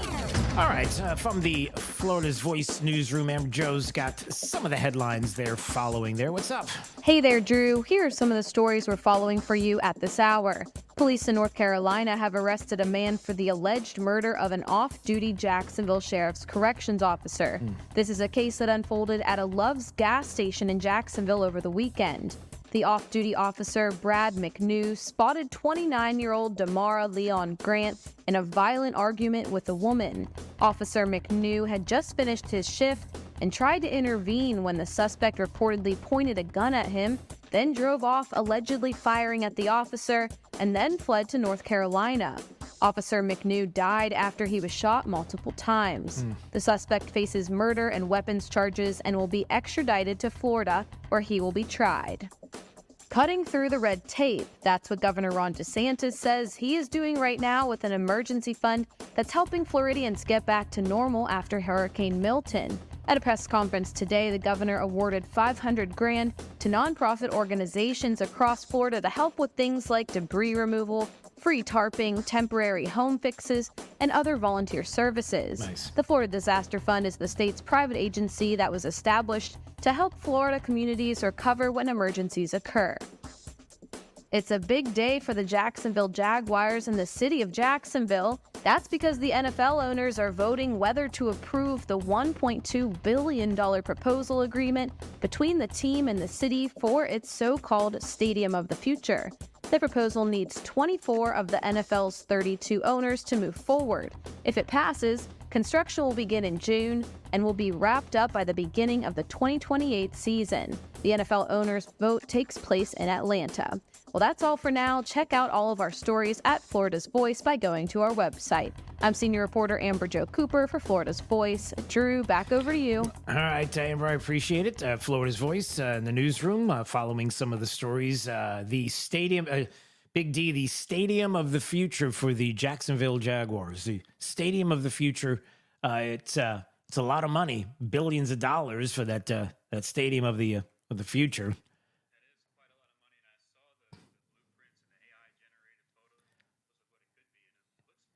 Yeah, it looks amazing. I don't want to be mean, but could you spend some of that money on the team? I mean, I'm just asking. I'm just wondering. Maybe there's some things you could buy with the.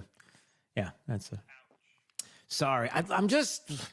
Look, I don't know what's going on. I don't know what happened, but it would just be nice if the Jags were like the powerhouse that they were not too long ago, and they got. I got a couple of things to work on. Yeah. Okay. Should I stop talking now? I probably should. Yeah. Let's move on. Hey, before I move on, two things. Number one, somebody here handed me a fig bar, and it's one of these fig bars that you can buy at the big box stores. You get 2 gajillion of them for like $80 because you need to spend $80 on fig bars.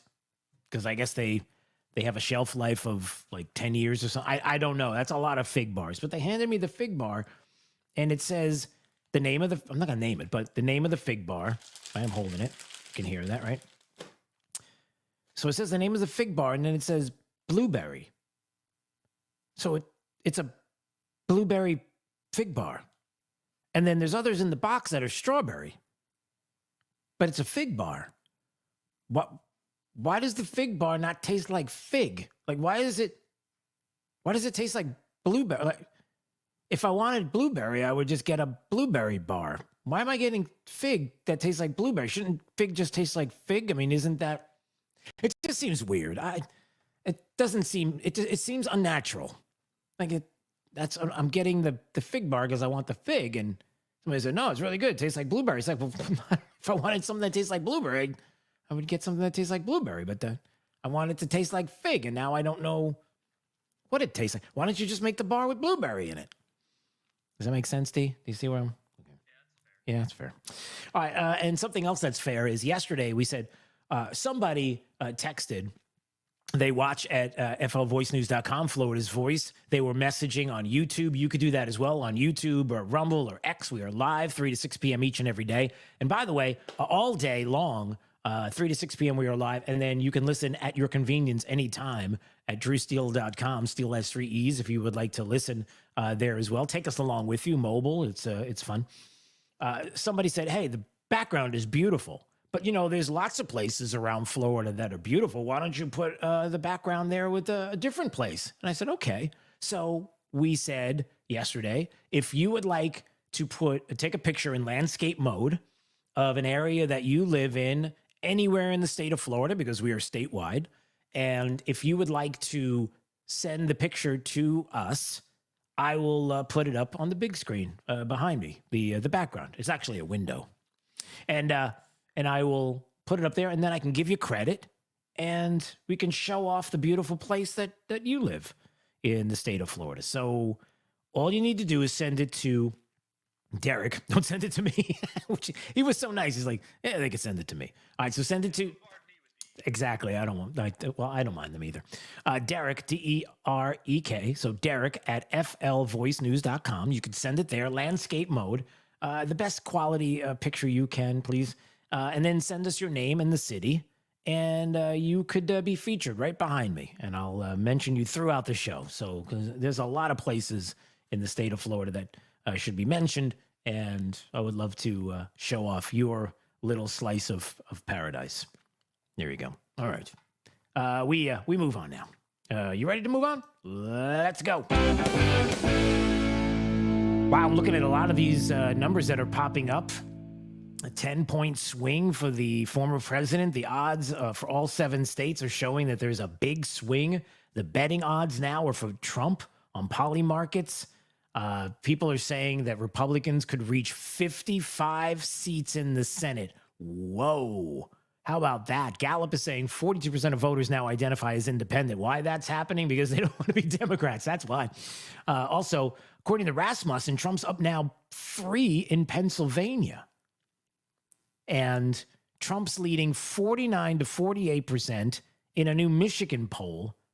And it appears as if RFK Jr. being on that ballot is taking away votes from Kamala Harris.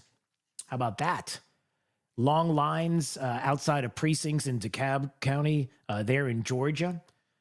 Trump leading 50 to 47. These are some of the numbers that we're seeing early on and some of what people are talking about. I'll tell you what, it's pretty amazing what is going on right now. And the question becomes, you know, what others are going to say about a gigantic, huge Trump win. Like, there's no way, like, nobody would make the suggestion that, I don't know, I'm trying to be really ridiculous.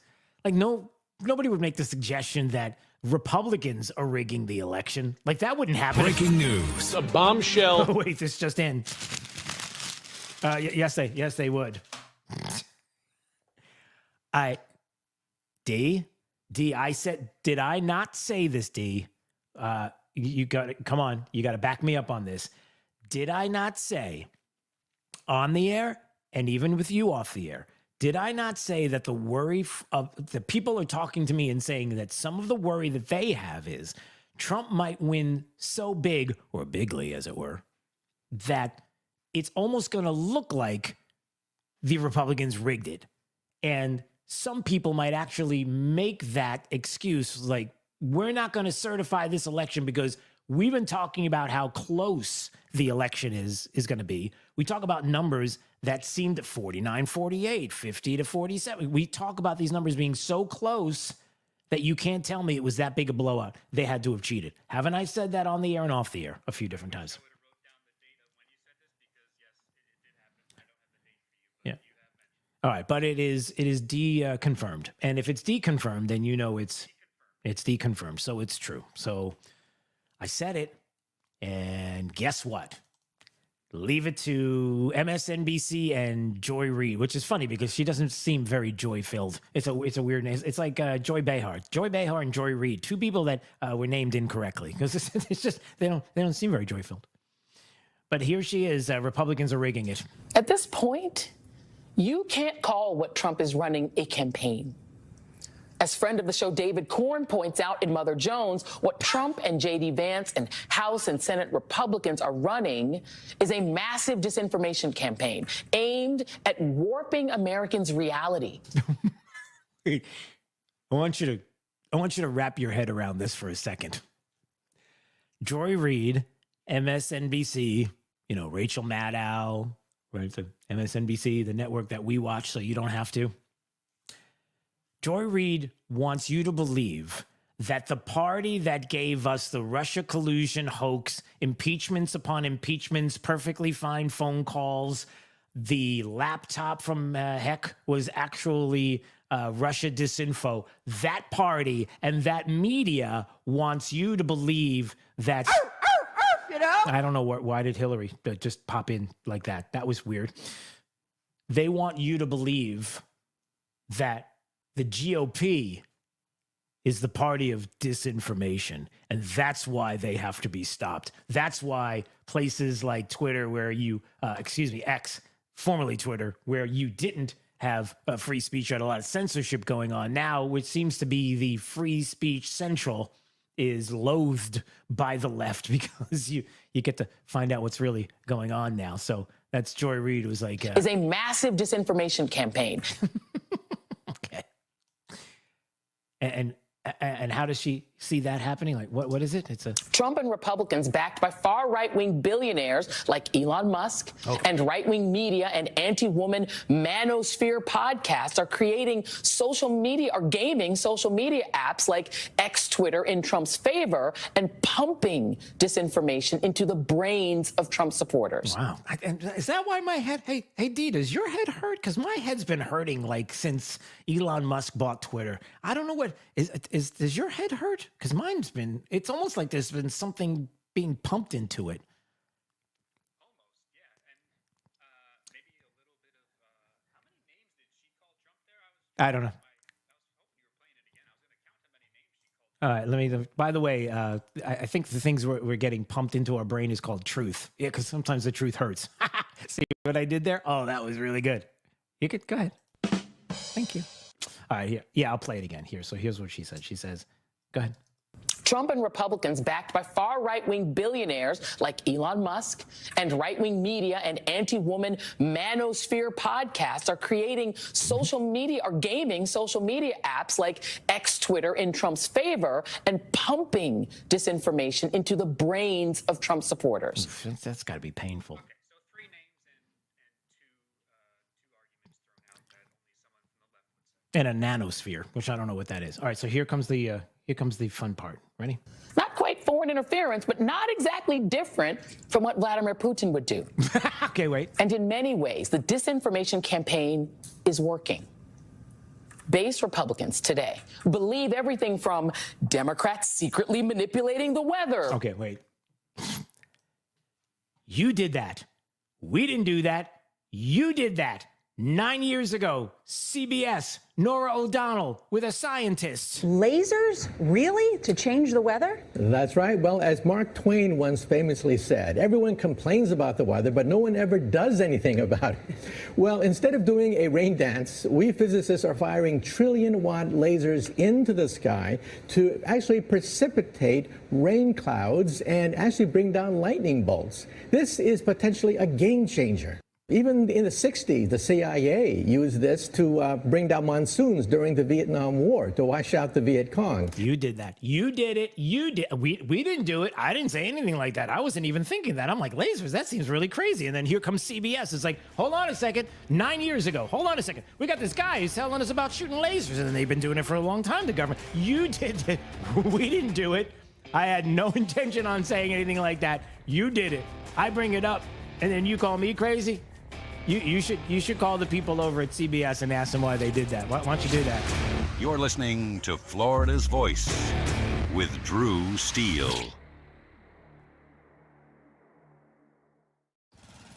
Babes, what are you doing? What? I'm just mowing the lawn. No, it's blazing hot and dry out here. Don't you remember? Smokey Bear says. Avoid using power equipment when it's windy or dry. Where'd you learn this? Oh, it's on SmokeyBear.com with many other wildfire prevention tips. Right. Thanks, honey bear. Because remember, only you can prevent wildfires. Brought to you by the USDA Forest Service, your state forester, and the Ad Council.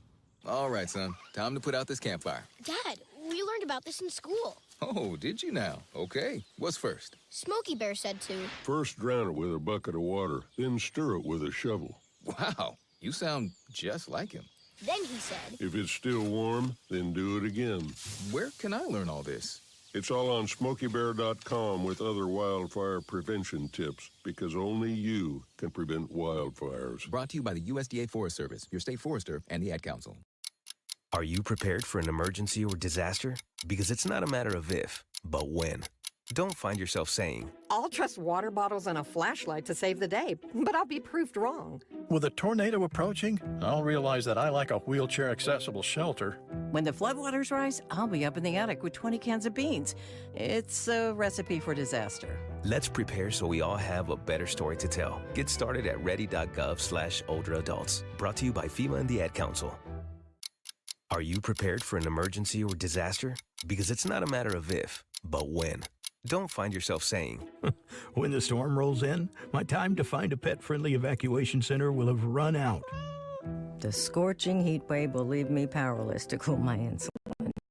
I'll face a hurricane without meds. Now that's a tough pill to swallow. Let's prepare so we all have a better story to tell. Get started at ready.gov/older adults. Brought to you by FEMA and the Ad Council. Hi, I'm Ryan Blaney, a third-generation race car driver. And we dedicate a lot of our time to going as fast as possible. My grandpa Lou is the reason why my dad and I started racing, and I'm really proud to follow in his tracks.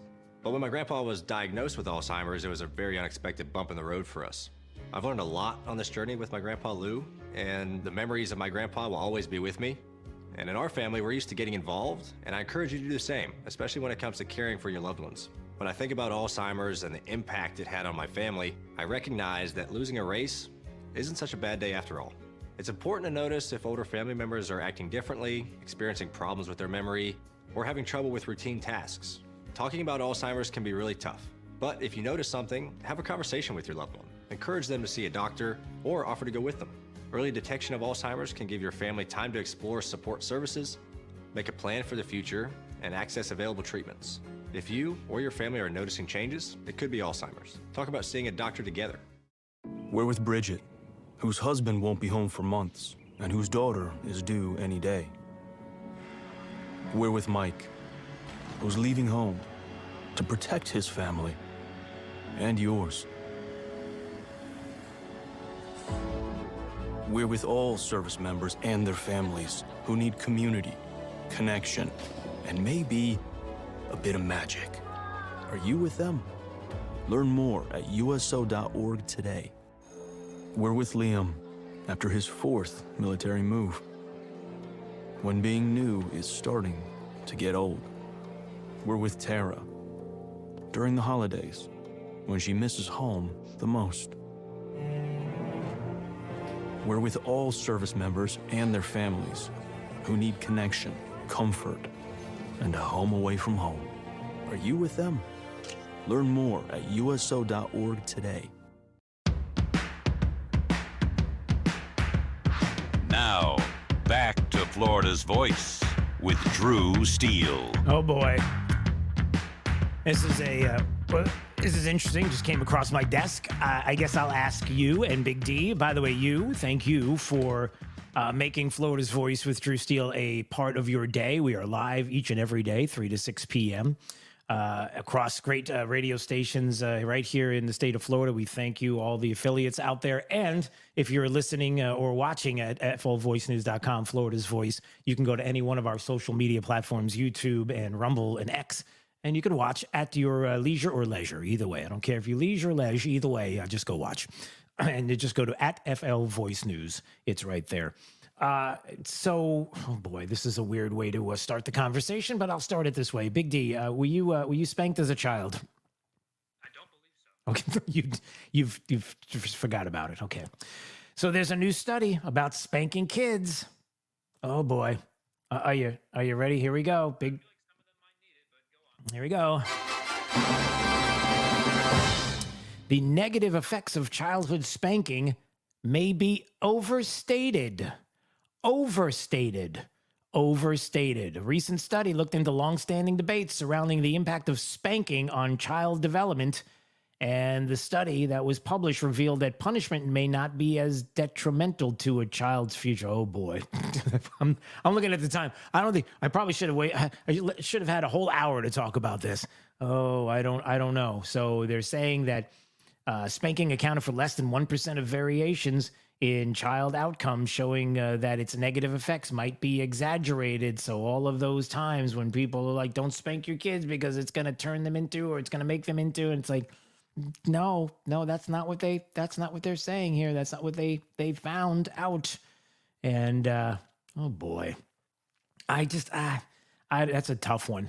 It's almost tough for me to continue talking about. Like, that's how uncomfortable I am right now about bringing this up. Are you as uncomfortable hearing this as I am about talking about this? I've never seen you get like this. I know. Yeah, usually I'm straight. I'm not even worried about. I am. No, I don't. Okay, a little inside Drew Steele baseball here. Steele with 3 E's, by the way, Steele, in case you're wondering. I am the, hey, this is the time in the history of the world where, yes, you talk about politics and religion with people at the dinner table. We're getting closer and closer to a holiday. I'm not talking about Halloween. Halloween's not a holiday. Calm down. But like Thanksgiving and Christmas. And yes, that's what you do, everybody. This is the time to talk about politics and religion. Spanking, just stay away from. That's I don't know why it makes me so weird. I just can't. Can you transition me? Whew, okay.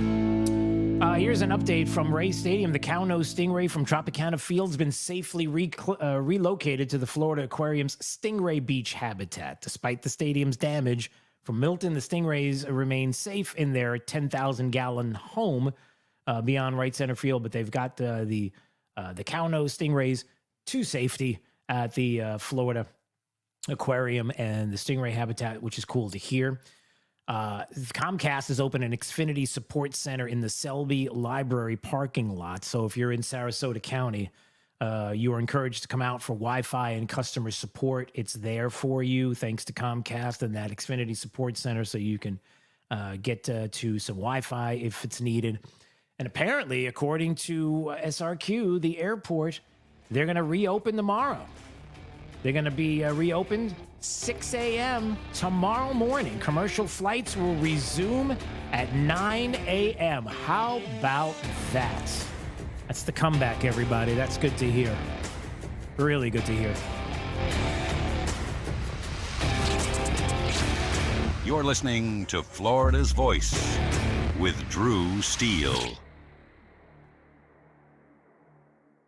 Some things on your ballot are complicated and some are simple, like Amendment 2, the right to fish and hunt. Amendment 2 is a bipartisan, common-sense measure supported by conservationists, environmentalists, and sportsmen as a humane way to manage Florida's wildlife, protect its natural resources, and promote environmental leadership. So whether you want to protect our environment or our traditions, Amendment 2 is for you.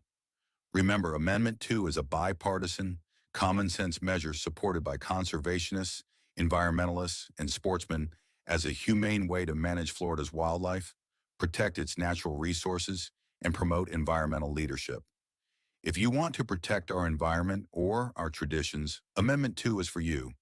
Paid political advertisement paid for by Vote Yes on Amendment 2, 2640A, Mitcham Drive, Tallahassee, Florida, 32308. All right, scheduled to join us in just a couple of more minutes, Congressman Mario Diaz-Balart. There's a lot to discuss, of course. The recovery here in the state of Florida, and obviously a lot of other things going on. I'd like to get his thoughts on what's happening with national security coming up. You're listening to Florida's Voice with Drew Steele.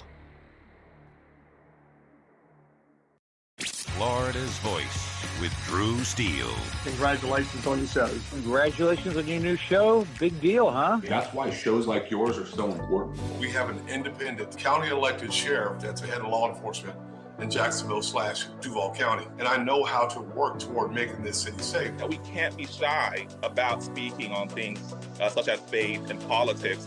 We have to remember, in a free society, the public square belongs to all of us.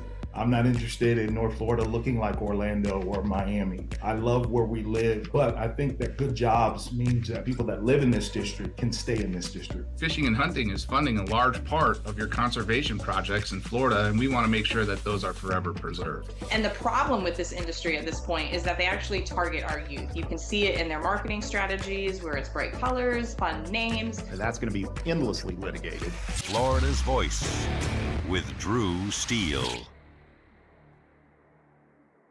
Hey, it's Drew Steele with an offer that can help steer your retirement in the right direction. Look, we're going to navigate the turbulent waters of 24 with this financial uncertainties and shifting tides. Having expert guidance is more crucial than ever, and that's where my good friend Alfie Townsend comes in. As Southwest Florida's certified financial planner professional, Alfie brings expert knowledge and insight. His latest book, Making Waves in Retirement, isn't just a guide. It's your navigational compass for mastering the financial seas. With decades of experience, Alfie has crafted a powerful roadmap to help you chart your course and make impactful waves in your retirement.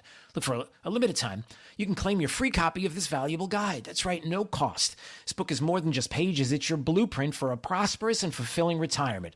Don't let this opportunity drift by. Text book to 239-747-1080. That's book to 239-747-1080. Look, secure your free copy today. Let's make 24 the year you confidently navigate towards a brighter financial future.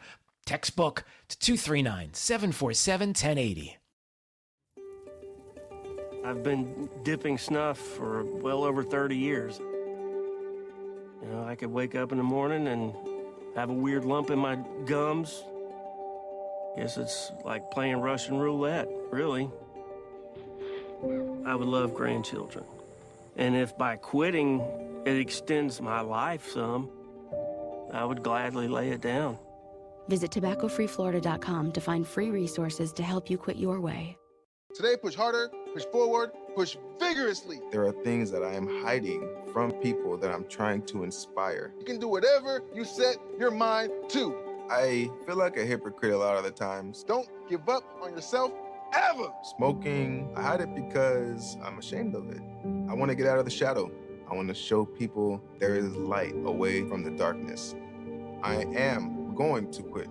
Visit tobaccofreeflorida.com to find free resources to help you quit your way.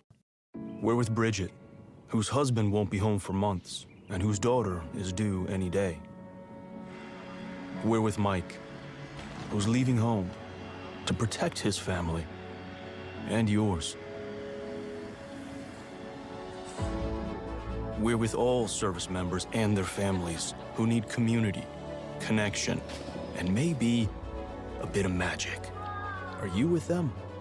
Learn more at uso.org today. We're with Liam after his 4th military move, when being new is starting to get old. We're with Tara during the holidays, when she misses home the most. We're with all service members and their families who need connection, comfort, and a home away from home. Are you with them? Learn more at uso.org today. Radical anti-hunting forces are working to ban fishing and hunting across the country. These extreme attacks on our heritage must be met. Thankfully, the International Order of T. Roosevelt is fighting back as the nation's premier organization defending our rights to fish and hunt. This April, you can step into the arena with us and join our fight in Naples, Florida. Join us at the historic Ritz-Carlton Tiburon and hear from world-class speakers including Tucker Carlson. The annual event is the best place for conservationists, anglers, hunters, and all those who want to protect the outdoors to come together, build strategies to protect our rights, and expand opportunities in the future for generations to come. Visit IOTR.org to learn more about our organization and to sign up to see Tucker in April. Visit IOTR.org to learn more about our organization and to sign up to see Tucker in April. You don't want to miss this event. What I know about courage, I learned from my adoptive mom. She said sometimes you just gotta hold on and know we'll get through this. Mom, we are so high up. Hold my hand. No, you hold my hand. Here we go. Learn about adopting a teen from foster care. You can't imagine the reward. Visit adoptuskids.org to find out more. I learned patience from my adoptive dad. All he had to say was, "Hey, you got this. Just breathe." Hey, we're pretty good. Yeah. Might have to start a band. I got it. Learn about adopting a teen from foster care. You can't imagine the reward. Visit adoptuskids.org to find out more. This message is brought to you by Adopt US Kids, the U.S. Department of Health and Human Services, and the Ad Council. Thank you for waking us all up out here. For all you do. And thank you for giving us the voice. For being out there helping to keep the constitutional republic. I want to thank you for your support for veterans in the military. Educating us. Standing up for conservatism. Giving us the truth.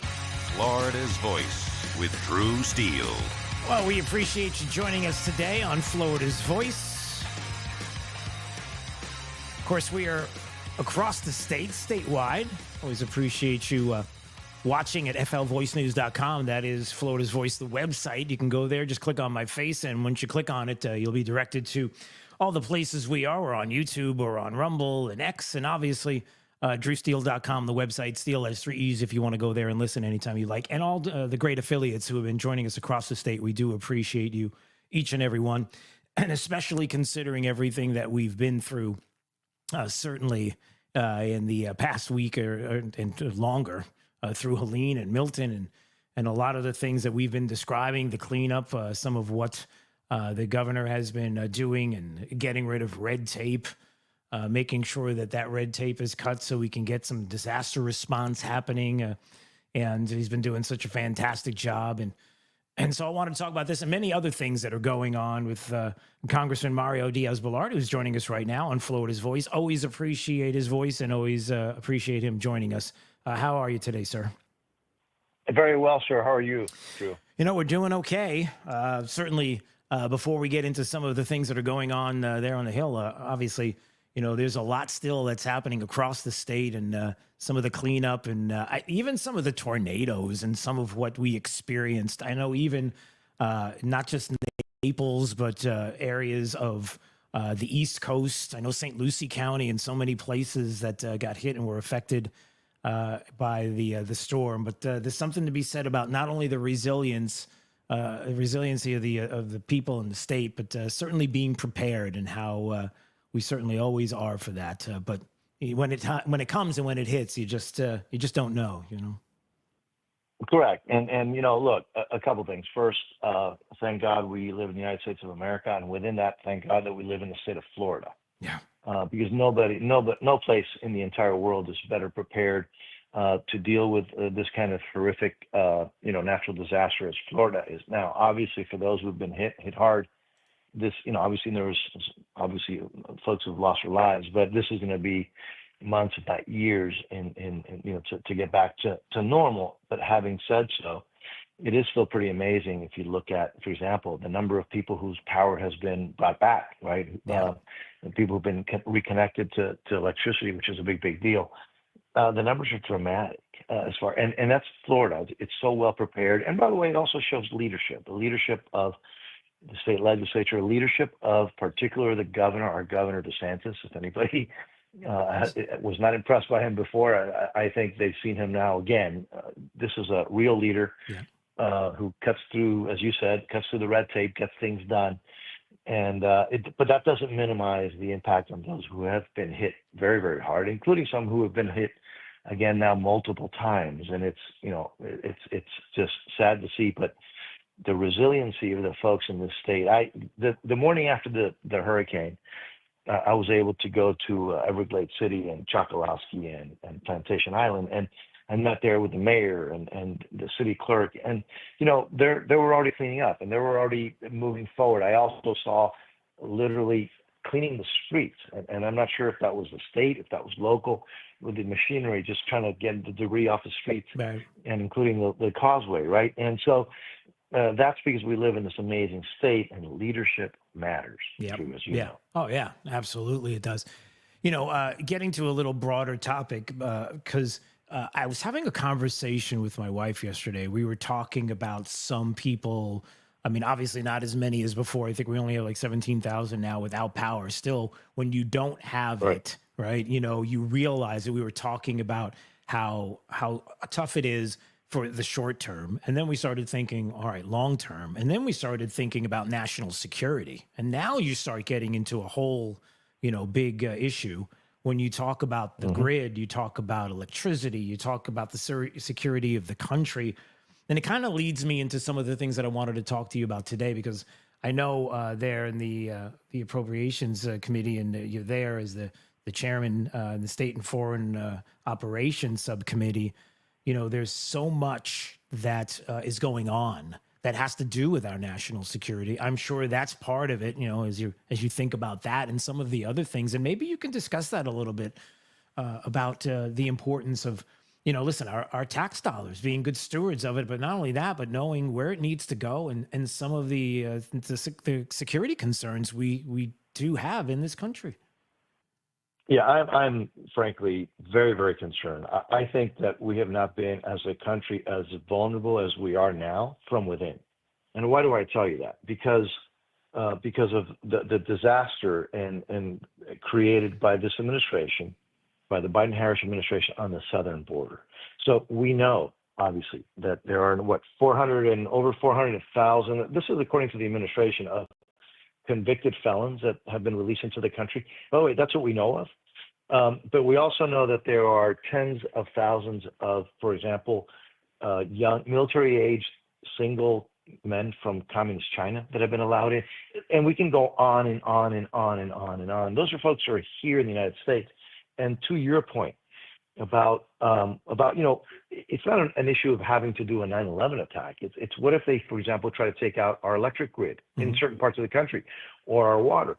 I recently had a briefing, and I met with the folks from FP&L and Nexera, who are the largest electricity provider in the state. I will tell you, I was very impressed by what I saw, and I got a briefing precisely on that. I wanted to see the vulnerability, the security, what is happening as far as here in our state, as to how safe is our electric grid. I will tell you, I repeat, nowhere better in the entire country than in Florida. The redundance, the fact that, and it's because of the fact that we've had to go through storms. It's a peninsula that sticks out in the middle of the ocean, right? And so we're obviously going to get hit by storms, and we have since the beginning of humanity. Sure. But I was very impressed by, frankly, how FP&L and Nexera have what they've done to try to make sure that that grid, the electric grid, is as solid, as redundant as possible.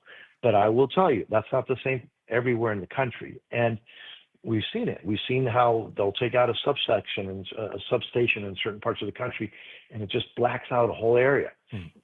And then we know the problems that brings, not only the inconvenience and potentially risky for people who, may have medication that they have to have refrigerated, but then you also have the issue of looting and everything else. Again, in Florida, because of the right leadership. We don't see that. But in other parts of the country, I will tell you, we're very vulnerable, and we're vulnerable from within. Yeah. And I just keep thinking, to your point, what happens if tomorrow, God forbid it won't happen, but if communist China goes into Taiwan and the United States has to respond, and then all of a sudden we do know that there are these tens of thousands of cells. Yeah, I mean, even military age. Yeah, just the other day. Like, listen, the news that just came out. What was recently about the university? Where was it? Michigan University had Chinese students that were spying on military bases. We know that that's happening, and the people that could be unleashed that are already here in the country. To your point, but go ahead. I'm sorry. Correct. No, and that's frightening. It's frightening. And again, these are self-inflicted self-inflicted danger created by the really just grotesquely irresponsible policy of this administration. And this is something that I think is important to note.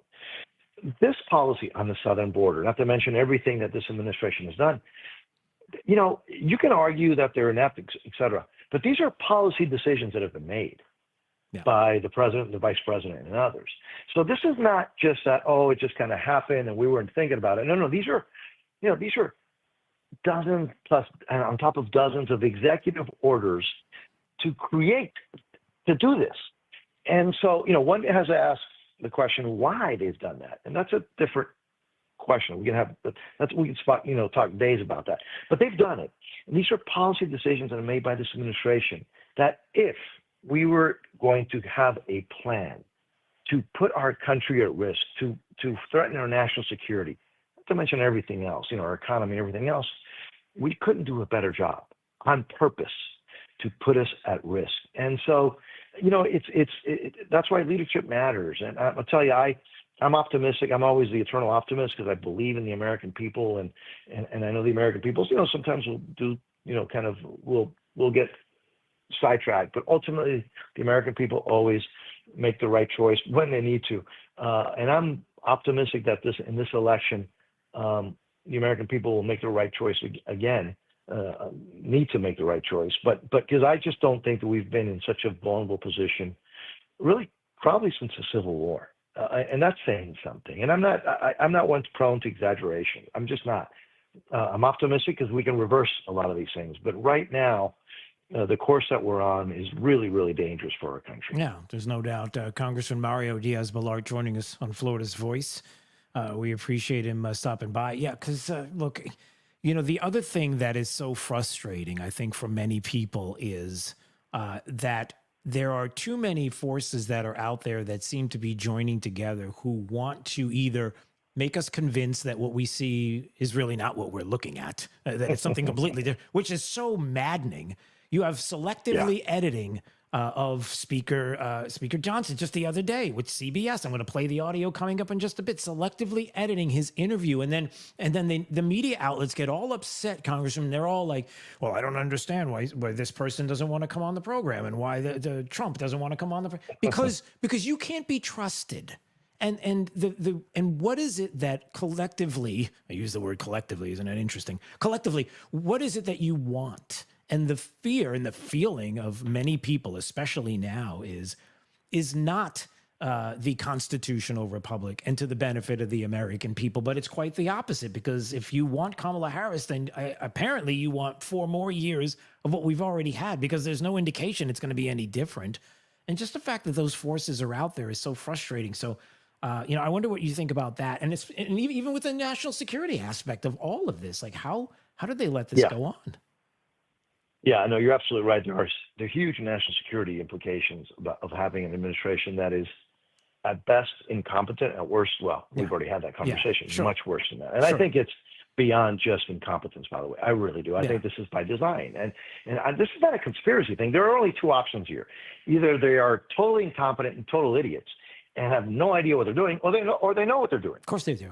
And so those are the 2 options, right? I mean, so I don't know which is worse, but those are the 2 options. So this is not a conspiracy. Those are just the 2 options, and that we have in front of us to look at why this administration is doing what they're doing, and so I totally agree with you. Look, but one of the things that I've learned over the years, and I don't much complain about it. I just fight it.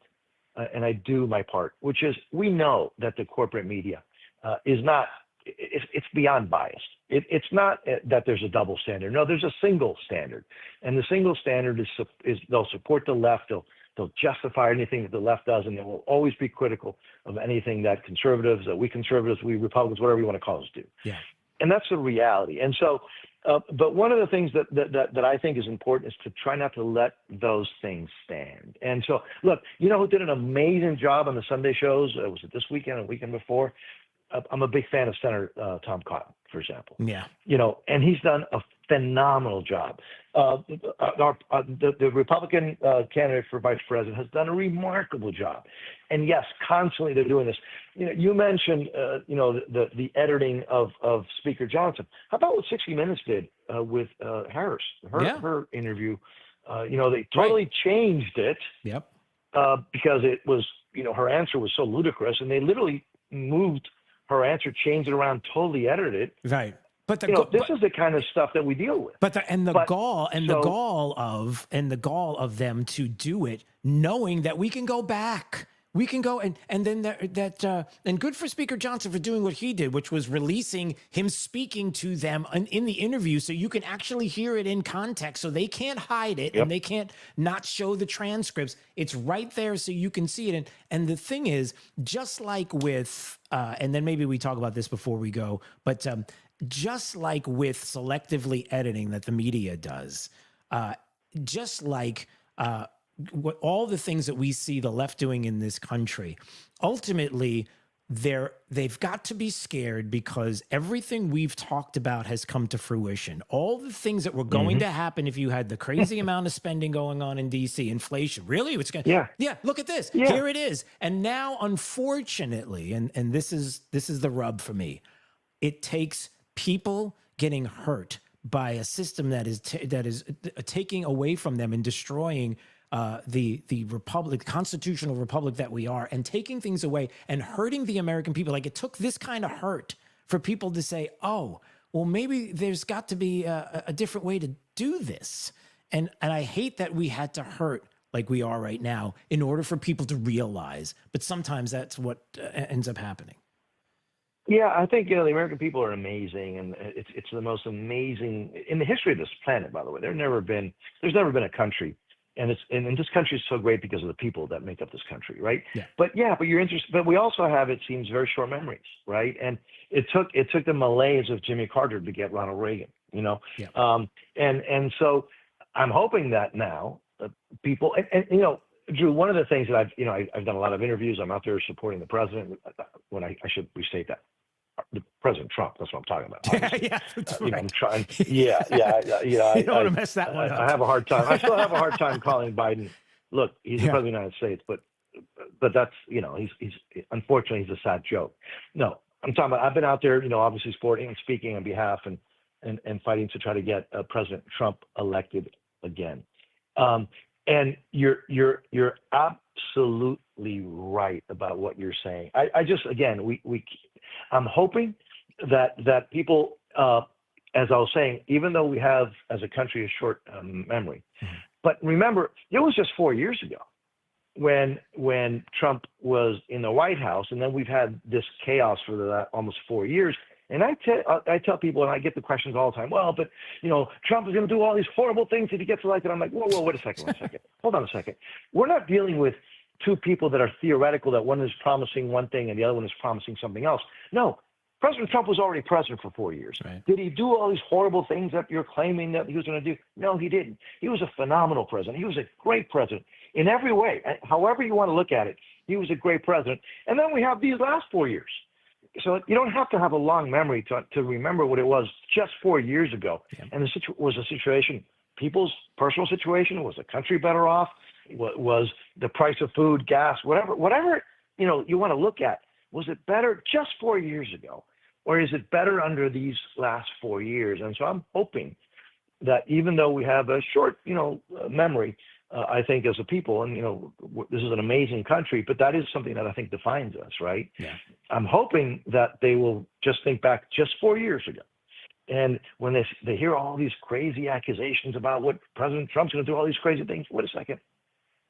why didn't he do that when he was president? Yeah. And when he controlled the House and the Senate and was president? No, he didn't do those because he's not crazy, and he was a great president. And look at these last 4 years. So again, I'm hoping that contrast is fresh in people's minds. Yeah. And that they kind of disregard all this trash that people are saying and look at just how it was 4 years ago, how it's been for the last 4 years. And I'll tell you what, if anybody thinks that they can continue to go in this pathway that we're on as a country and continue to afford this, literally afford this in any way, no way. I don't see it. I just don't see it. All right, Congressman, listen, you know how much I appreciate you. Appreciate you joining the program. We'll do this again soon, all right? All the best. Thank you, sir. Thank you, sir. See you. Take care of yourself, all right? You too. Congressman Mario Diaz-Balart joining us on Florida's Voice. We appreciate him stopping by. By the way, anytime you want to stop by, if you would like to join the program, call in. 866-588-8303 is the phone number. By the way, just in case you were wondering something that we were just talking about with Speaker Johnson, interview with Margaret Brennan, CBS, and you listen to, and this was the clip that we played yesterday, Speaker Johnson.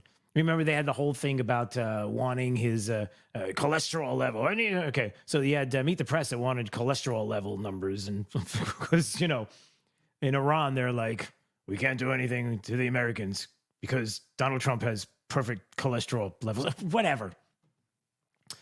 So you had CBS doing an interview. I want you to listen to this. So that's a different accounting than this 2% you say was distributed. Yeah, so they've obligated some funds, but they've only distributed 2%. The rescue and recovery effort's still going on, and then we address the rest of it. Okay. Talking about the funding and the rescue and recovery efforts that are going on in places like Florida, North Carolina, okay, relevant to us.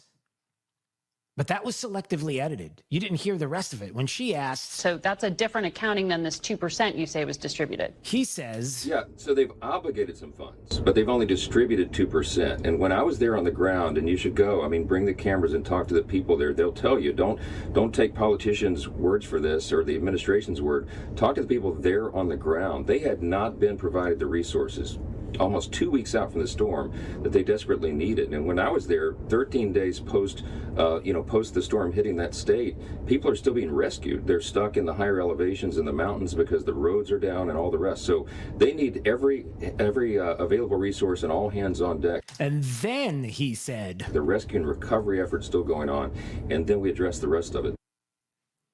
You see what happens? So she asked a question about the recovery. So that's a different accounting than this 2% you say was distributed. And they cut off everything that the speaker was talking about with regard to the problems with the help that needs to be there from the federal response in North Carolina, but instead cut it right to where he says... Yeah, so they've obligated some funds, but they've only distributed 2%. The rescue and recovery effort's still going on, and then we address the rest of it. Wow. That's a big difference. By the way, it sounded different. So that's a different accounting than this. Okay, stop. It sounded different because Speaker Johnson was wise enough, and I think now everybody is going to do this, to record himself in his studio as he was doing the TV hit, so that if something like this were to happen and she were to put it out and selectively edit it, like everything else has been edited, Kamala Harris gets edited to sound good. The GOP, Republicans, conservatives get edited to sound bad. That just in case you were thinking about doing it, yeah, we've got the receipts. And he brought the receipts. I don't understand why Donald Trump. Whoop. This is the left. This is the way the left talks. This is my impersonation of a lefty. Donald Trump doesn't want to go on to any of the talk shows or anything. He doesn't want to do any shows. He tells CBS, forget it. He doesn't want to go on 60 Minutes because he's afraid. No, he's not afraid because he knows what you're going to do. He knows that you're going to selectively edit whatever it is that you want to make him sound like he said something that he didn't say. He knows it. And so do you, quite honestly. By the way, speaking of that, oh man. Yeah, I don't have time to play it right now, but I'll find it. Yeah, at the Bloomberg event, you know, the economic club, Chicago, that Trump was at. The Bloomberg journalist said, yeah, we invited Kamala Harris, but she didn't want to show up. Oh, really? Oh, priceless. You're listening to Florida's Voice with Drew Steele. I'm Chris Jakimick. I served in the United States Air Force, and I deployed 3 times. Being a veteran, it's interwoven into your DNA, is really the absence of the connection and the purpose that can really drive a lot of veterans to some negative thoughts. For those who are in a suicidal crisis, the window of time to save somebody's life is very short. Our duty is to protect ourselves and protect our families, and one way you can do that is store your weapons safely. Store all your guns securely. Help stop suicide. Brought to you by End Family Fire and the Ad Council. Hello, this is Earl Nightingale for Soundcheck Studios. Have you ever wondered how jingles are made? Together we'll make America great again. We'll make it great. Together we'll make America great again. We'll make America great. Together we'll make America great again. We'll make it great. How would you like to have a custom jingle made for your political campaign? Soundcheck Studios can make the perfect jingle for you right now. For information on campaign music, call Soundcheck Studios at 239-340-0515. That's 239-340-0515. Soundcheck Studios can make the perfect jingle for you right now. Call Soundcheck Studios at 239-340-0515. America great again. We'll make it great. What I know about courage, I learned from my adoptive mom. She said sometimes you just gotta hold on and know we'll get through this. Mom, we are so high up. Hold my hand. No, you hold my hand. Here we go.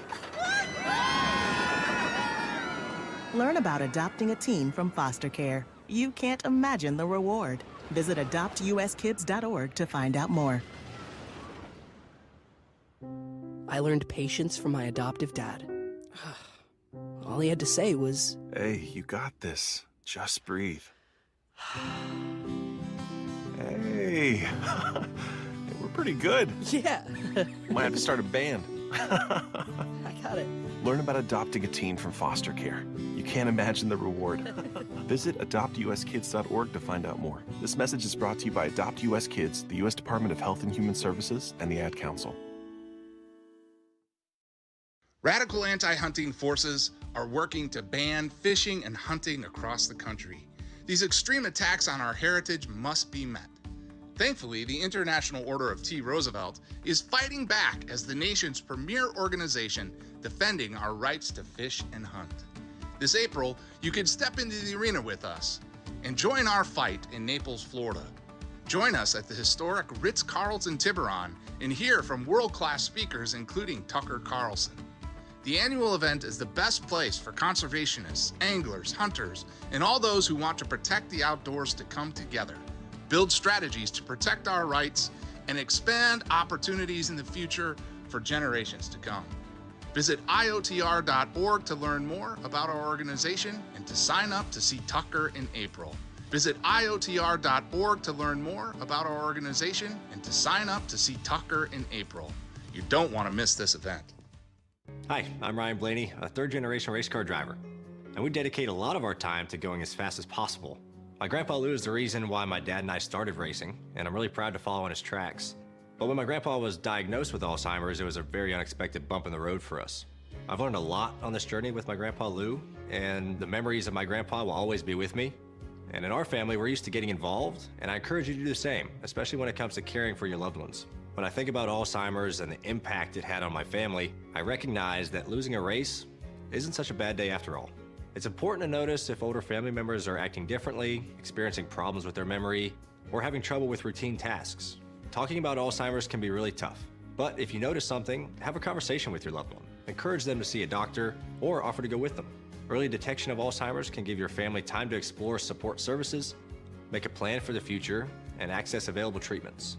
If you or your family are noticing changes, it could be Alzheimer's. Talk about seeing a doctor together. To some, the sound of a baby babbling doesn't mean much, but that's not true. They're testing out vowels and consonants and trying different sounds. And by 12 months, their babbling is beginning to take on meaning. Especially if there's no babbling at all. Little to no babbling by 12 months or later is just one of the possible signs of autism in children. Learn more at autismspeaks.org. Hey, it's Drew Steele with a game-changing offer for those ready to master their retirement journey. Look, we're going to navigate unpredictable waters in 24, an election year marked by financial uncertainty. It's crucial. You've got to have expert guidance. That's where my good friend Alfie Townsend comes in. The Southwest Florida certified financial planner professional, Alfie brings unparalleled experience and insight to the table. His latest book, Making Waves in Retirement, it's not just a guide. It's your strategic compass for navigating the financial seas with confidence. Look, with decades of experience, Alfie has created a powerful roadmap. It'll help you chart your course and make meaningful waves in your retirement. And for a limited time, you can get your hands on this book free. That's right, no cost. The book is more than just a collection of stories. It's a blueprint for achieving a prosperous and fulfilling retirement. So don't miss out. Text book to 239-747-1080 right now. It's book to 239-747-1080 and claim your free copy today. Let's make 24 the year you confidently steer towards a brighter financial future. Text book to 239-747-1080.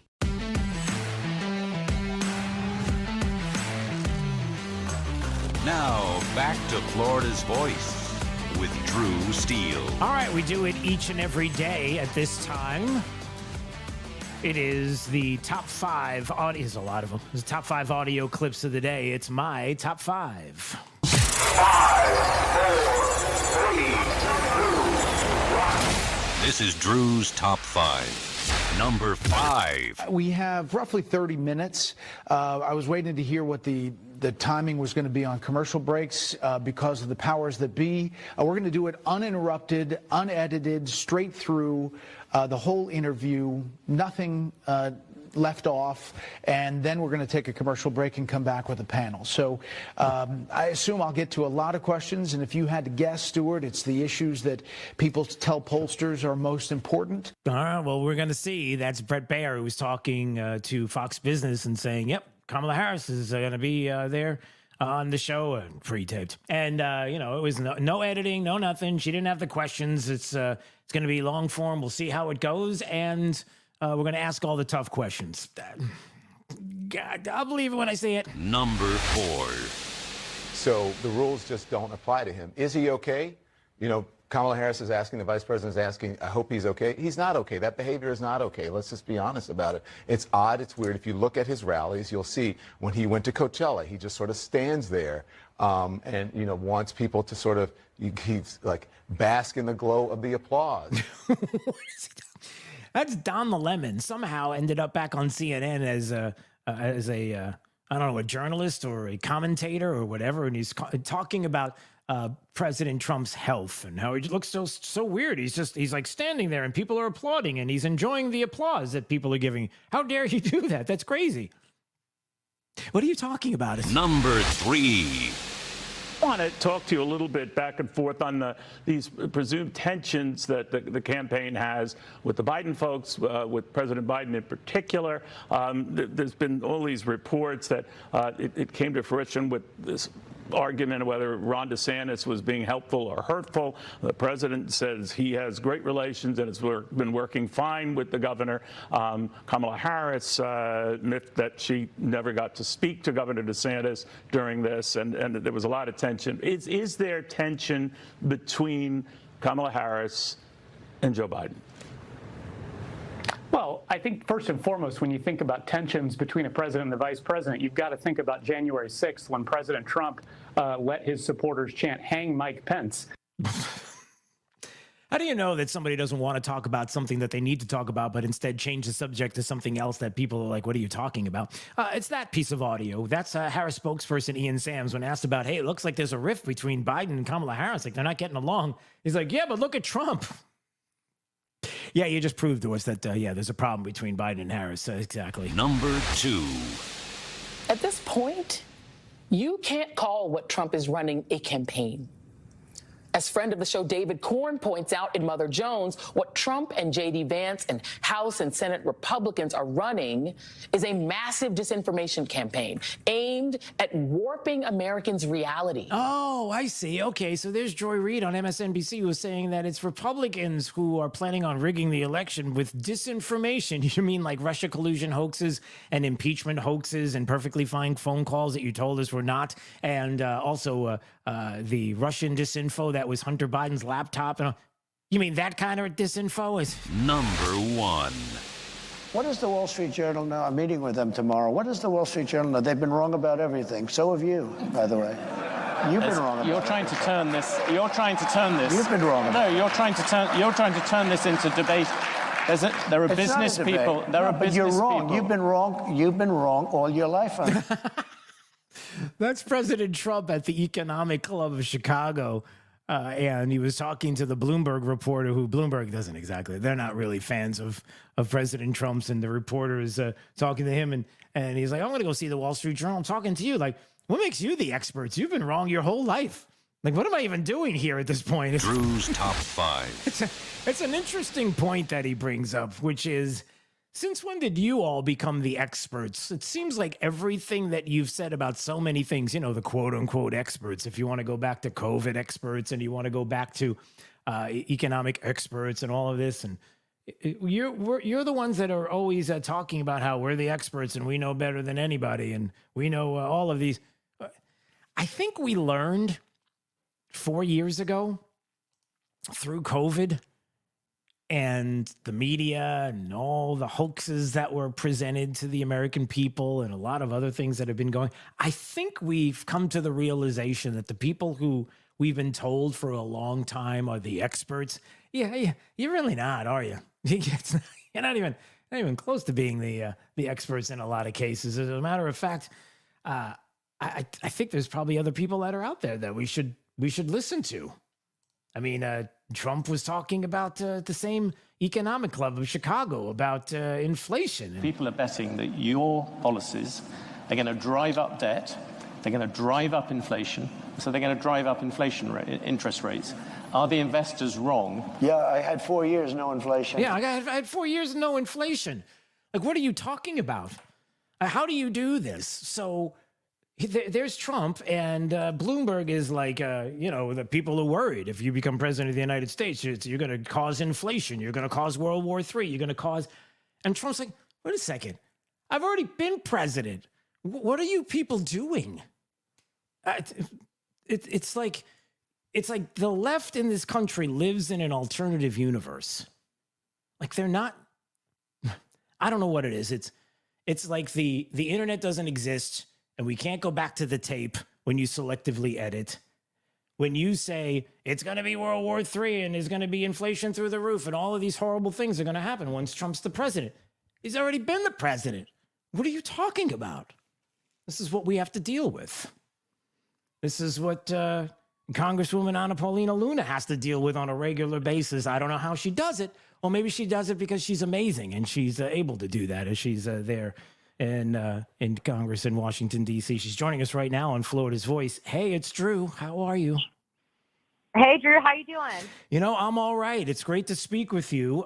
There's so many things that I want to talk about with regards to Trump and the Economic Club and the nonsense that's going on in D.C. I want to get to that in just a little bit. But before I do, I haven't talked to you since, obviously, Milton made its way through the state of Florida. And I know your district got hit pretty hard, and maybe you can talk about some of what's been going on over there and what it's been like. Yeah, I think a lot of people, and thank goodness they evacuated after Hurricane Milton, because as you saw with Helene, we actually had a strong amount of surge, but it wasn't a direct hit during Helene.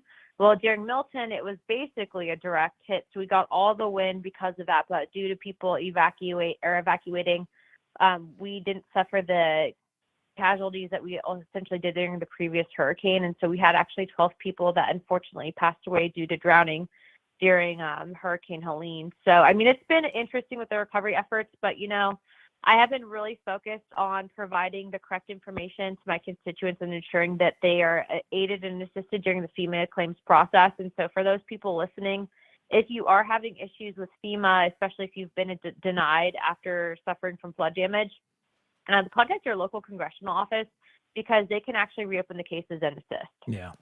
I know you were there with the president as he made his way to the state of Florida just a few days ago. And maybe you could talk a little bit about that visit and satisfied with what President Biden had to offer as far as FEMA assistance and some of the things he talked to you about. Yeah, so actually, initially when he called me, I actually was not expecting his call. So he did call and basically said that anything at the federal level was at my disposal in regards to getting Pinellas back up and running. And so I was able to actually talk to him, not just about Pinellas County, but also too about what we're seeing happening in Asheville, North Carolina. And also he agreed that $750 is pretty ridiculous. And so I think it's interesting because on one hand, you have Biden, who is the president, who's actually coming in and assisting. And then you had, Kamala Harris saying that, how dare Governor DeSantis not call her or pick up her call, kind of making it about her, and then 180 out complete opposite behavior from the White House. So it's been an interesting dynamic to witness for sure. Yeah.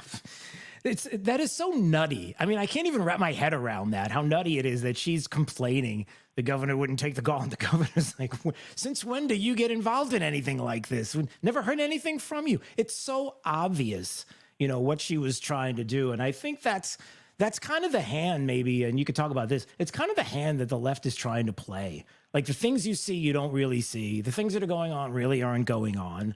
And how can you make a commitment to the American people that things are going to be a new path forward when you don't even tell us what the new path is? Like, I can't even tell you what it is.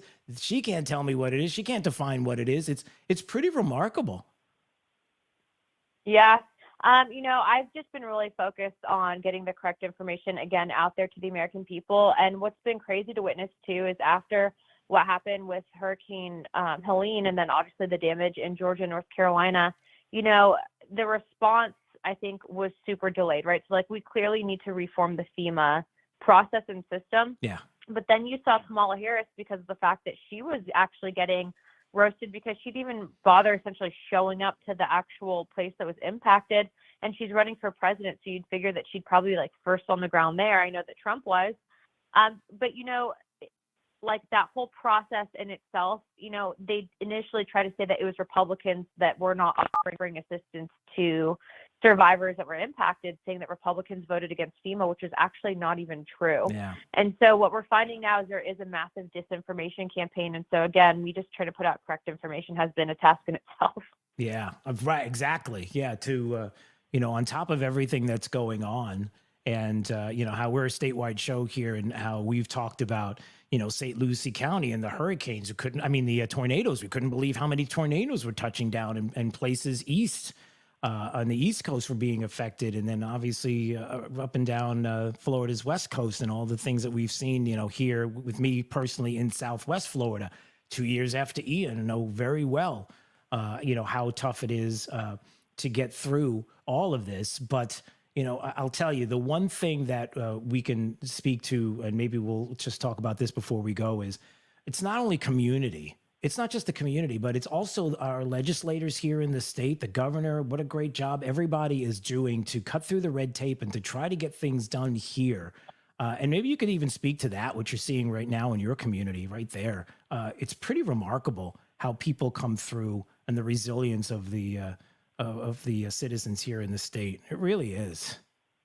No, yeah, most certainly. I think everyone noticed that immediate response was not the federal government. It was actually local people. And that's why I always have said from the get-go that you're better off making decisions for yourself than relying on the federal government to come through because there's so much bureaucracy that goes through. And at the end of the day, people in Washington are not going to be able to make the decisions as good as you can for yourself. And so I think that this is just a prime example of that. Right after Helene and Milton, we had neighbors helping neighbors. I mean, it was literally bottom-up effort.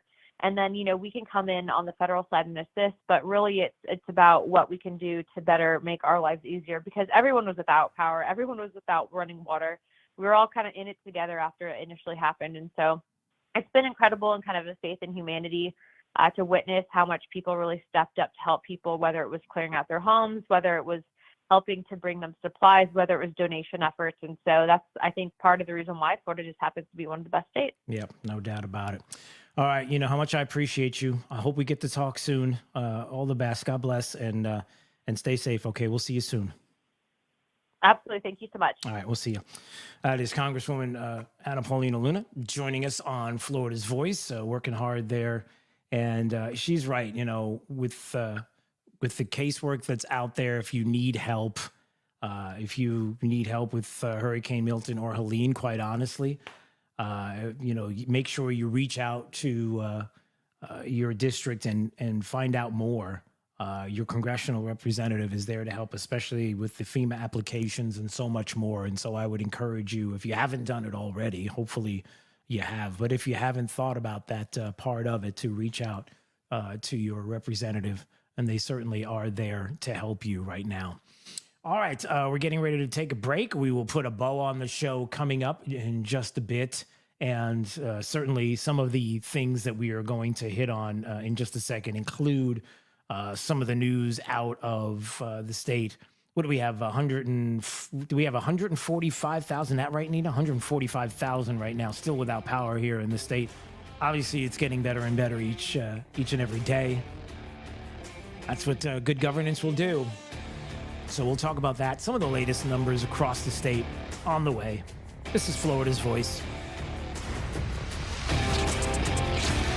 You're listening to Florida's Voice with Drew Steele. Babes, what are you doing? What? I'm just mowing the lawn. No, it's blazing hot and dry out here. Don't you remember? Smokey Bear says. Avoid using power equipment when it's windy or dry. Where'd you learn this? Oh, it's on SmokeyBear.com with many other wildfire prevention tips. Right. Thanks, honey bear. Because remember, only you can prevent wildfires. Brought to you by the USDA Forest Service, your state forester, and the Ad Council.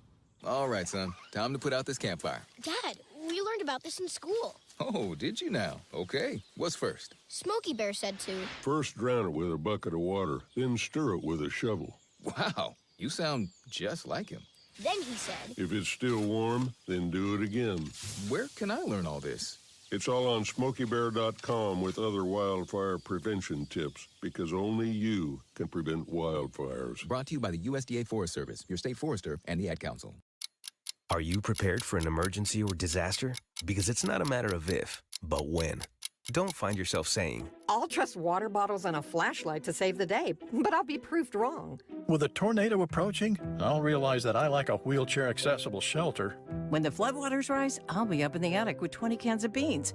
It's a recipe for disaster. Let's prepare so we all have a better story to tell. Get started at ready.gov/older adults. Brought to you by FEMA and the Ad Council. Are you prepared for an emergency or disaster? Because it's not a matter of if, but when. Don't find yourself saying, when the storm rolls in, my time to find a pet-friendly evacuation center will have run out. The scorching heat wave will leave me powerless to cool my insulin. I'll face a hurricane without meds. Now that's a tough pill to swallow. Let's prepare so we all have a better story to tell. Get started at ready.gov/older adults. Brought to you by FEMA and the Ad Council. Hi, I'm Ryan Blaney, a third-generation race car driver.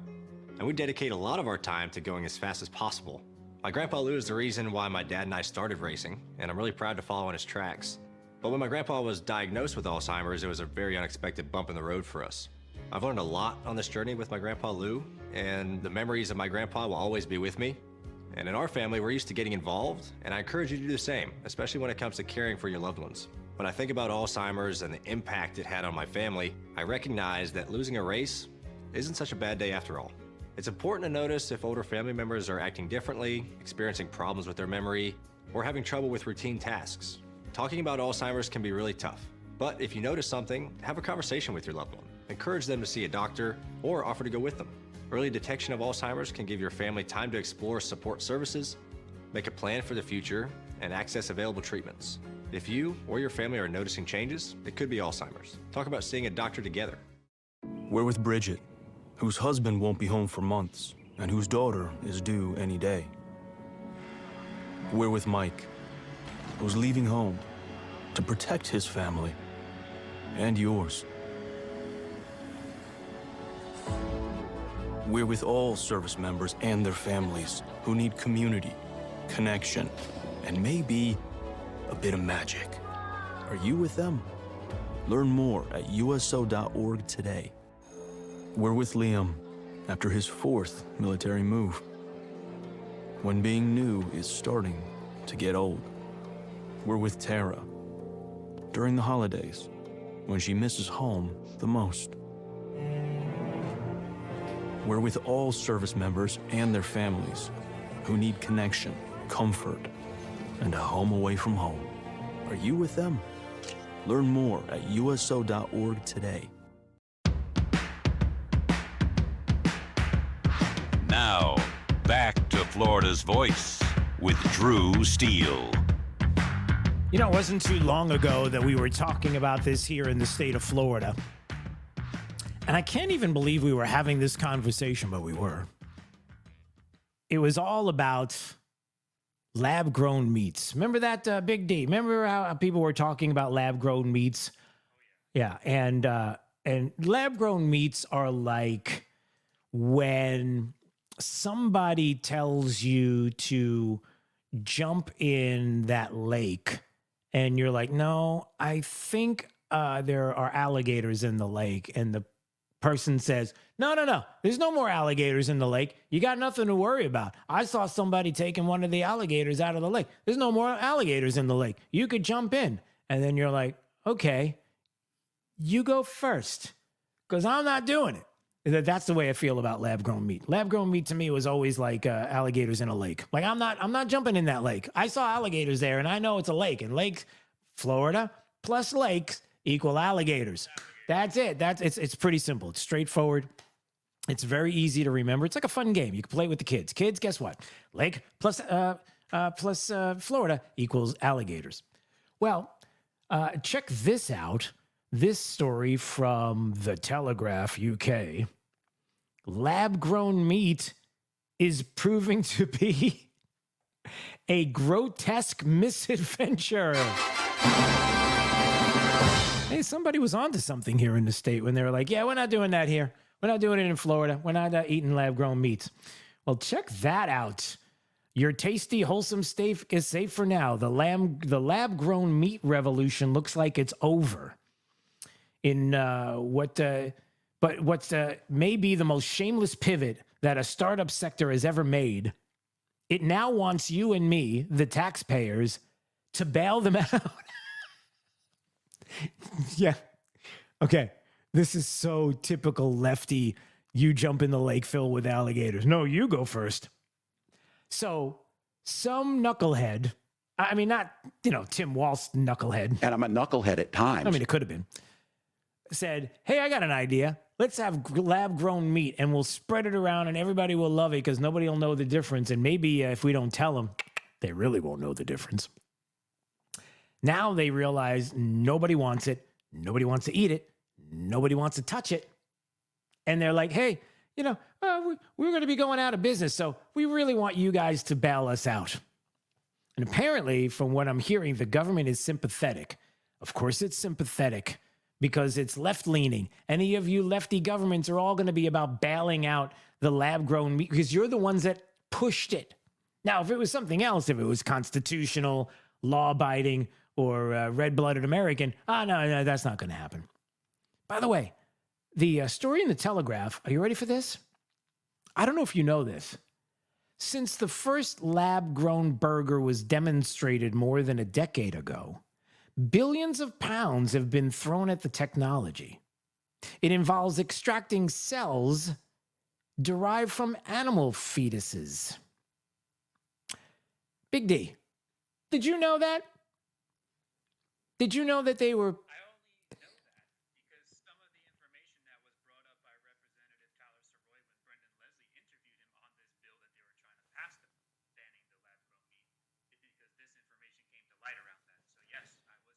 Well, look at you, you well-informed producer guy. Yeah, so just putting that out there. Lab-grown meats. Yeah, we're not doing that here in the state of Florida. And I don't think anybody wants to do it across the globe. We're out. No thanks. Good. I like to say that Florida was ahead of the curve on this one. Yeah, we were right all along. You're listening to Florida's Voice with Drew Steele. Some things on your ballot are complicated and some are simple, like Amendment 2, the right to fish and hunt.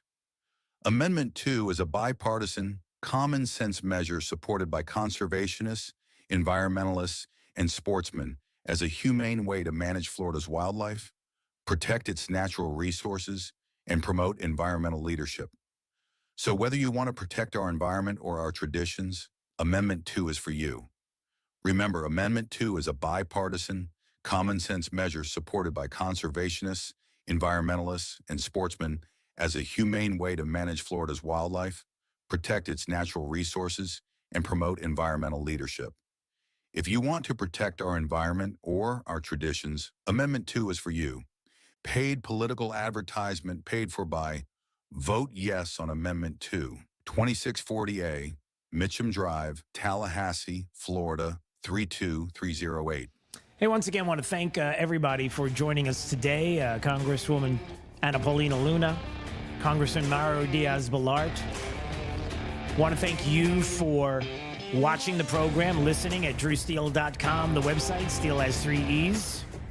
And, of course, following us at flvoicenews.com. That's Florida's Voice. You're listening to Florida's Voice with Drew Steele.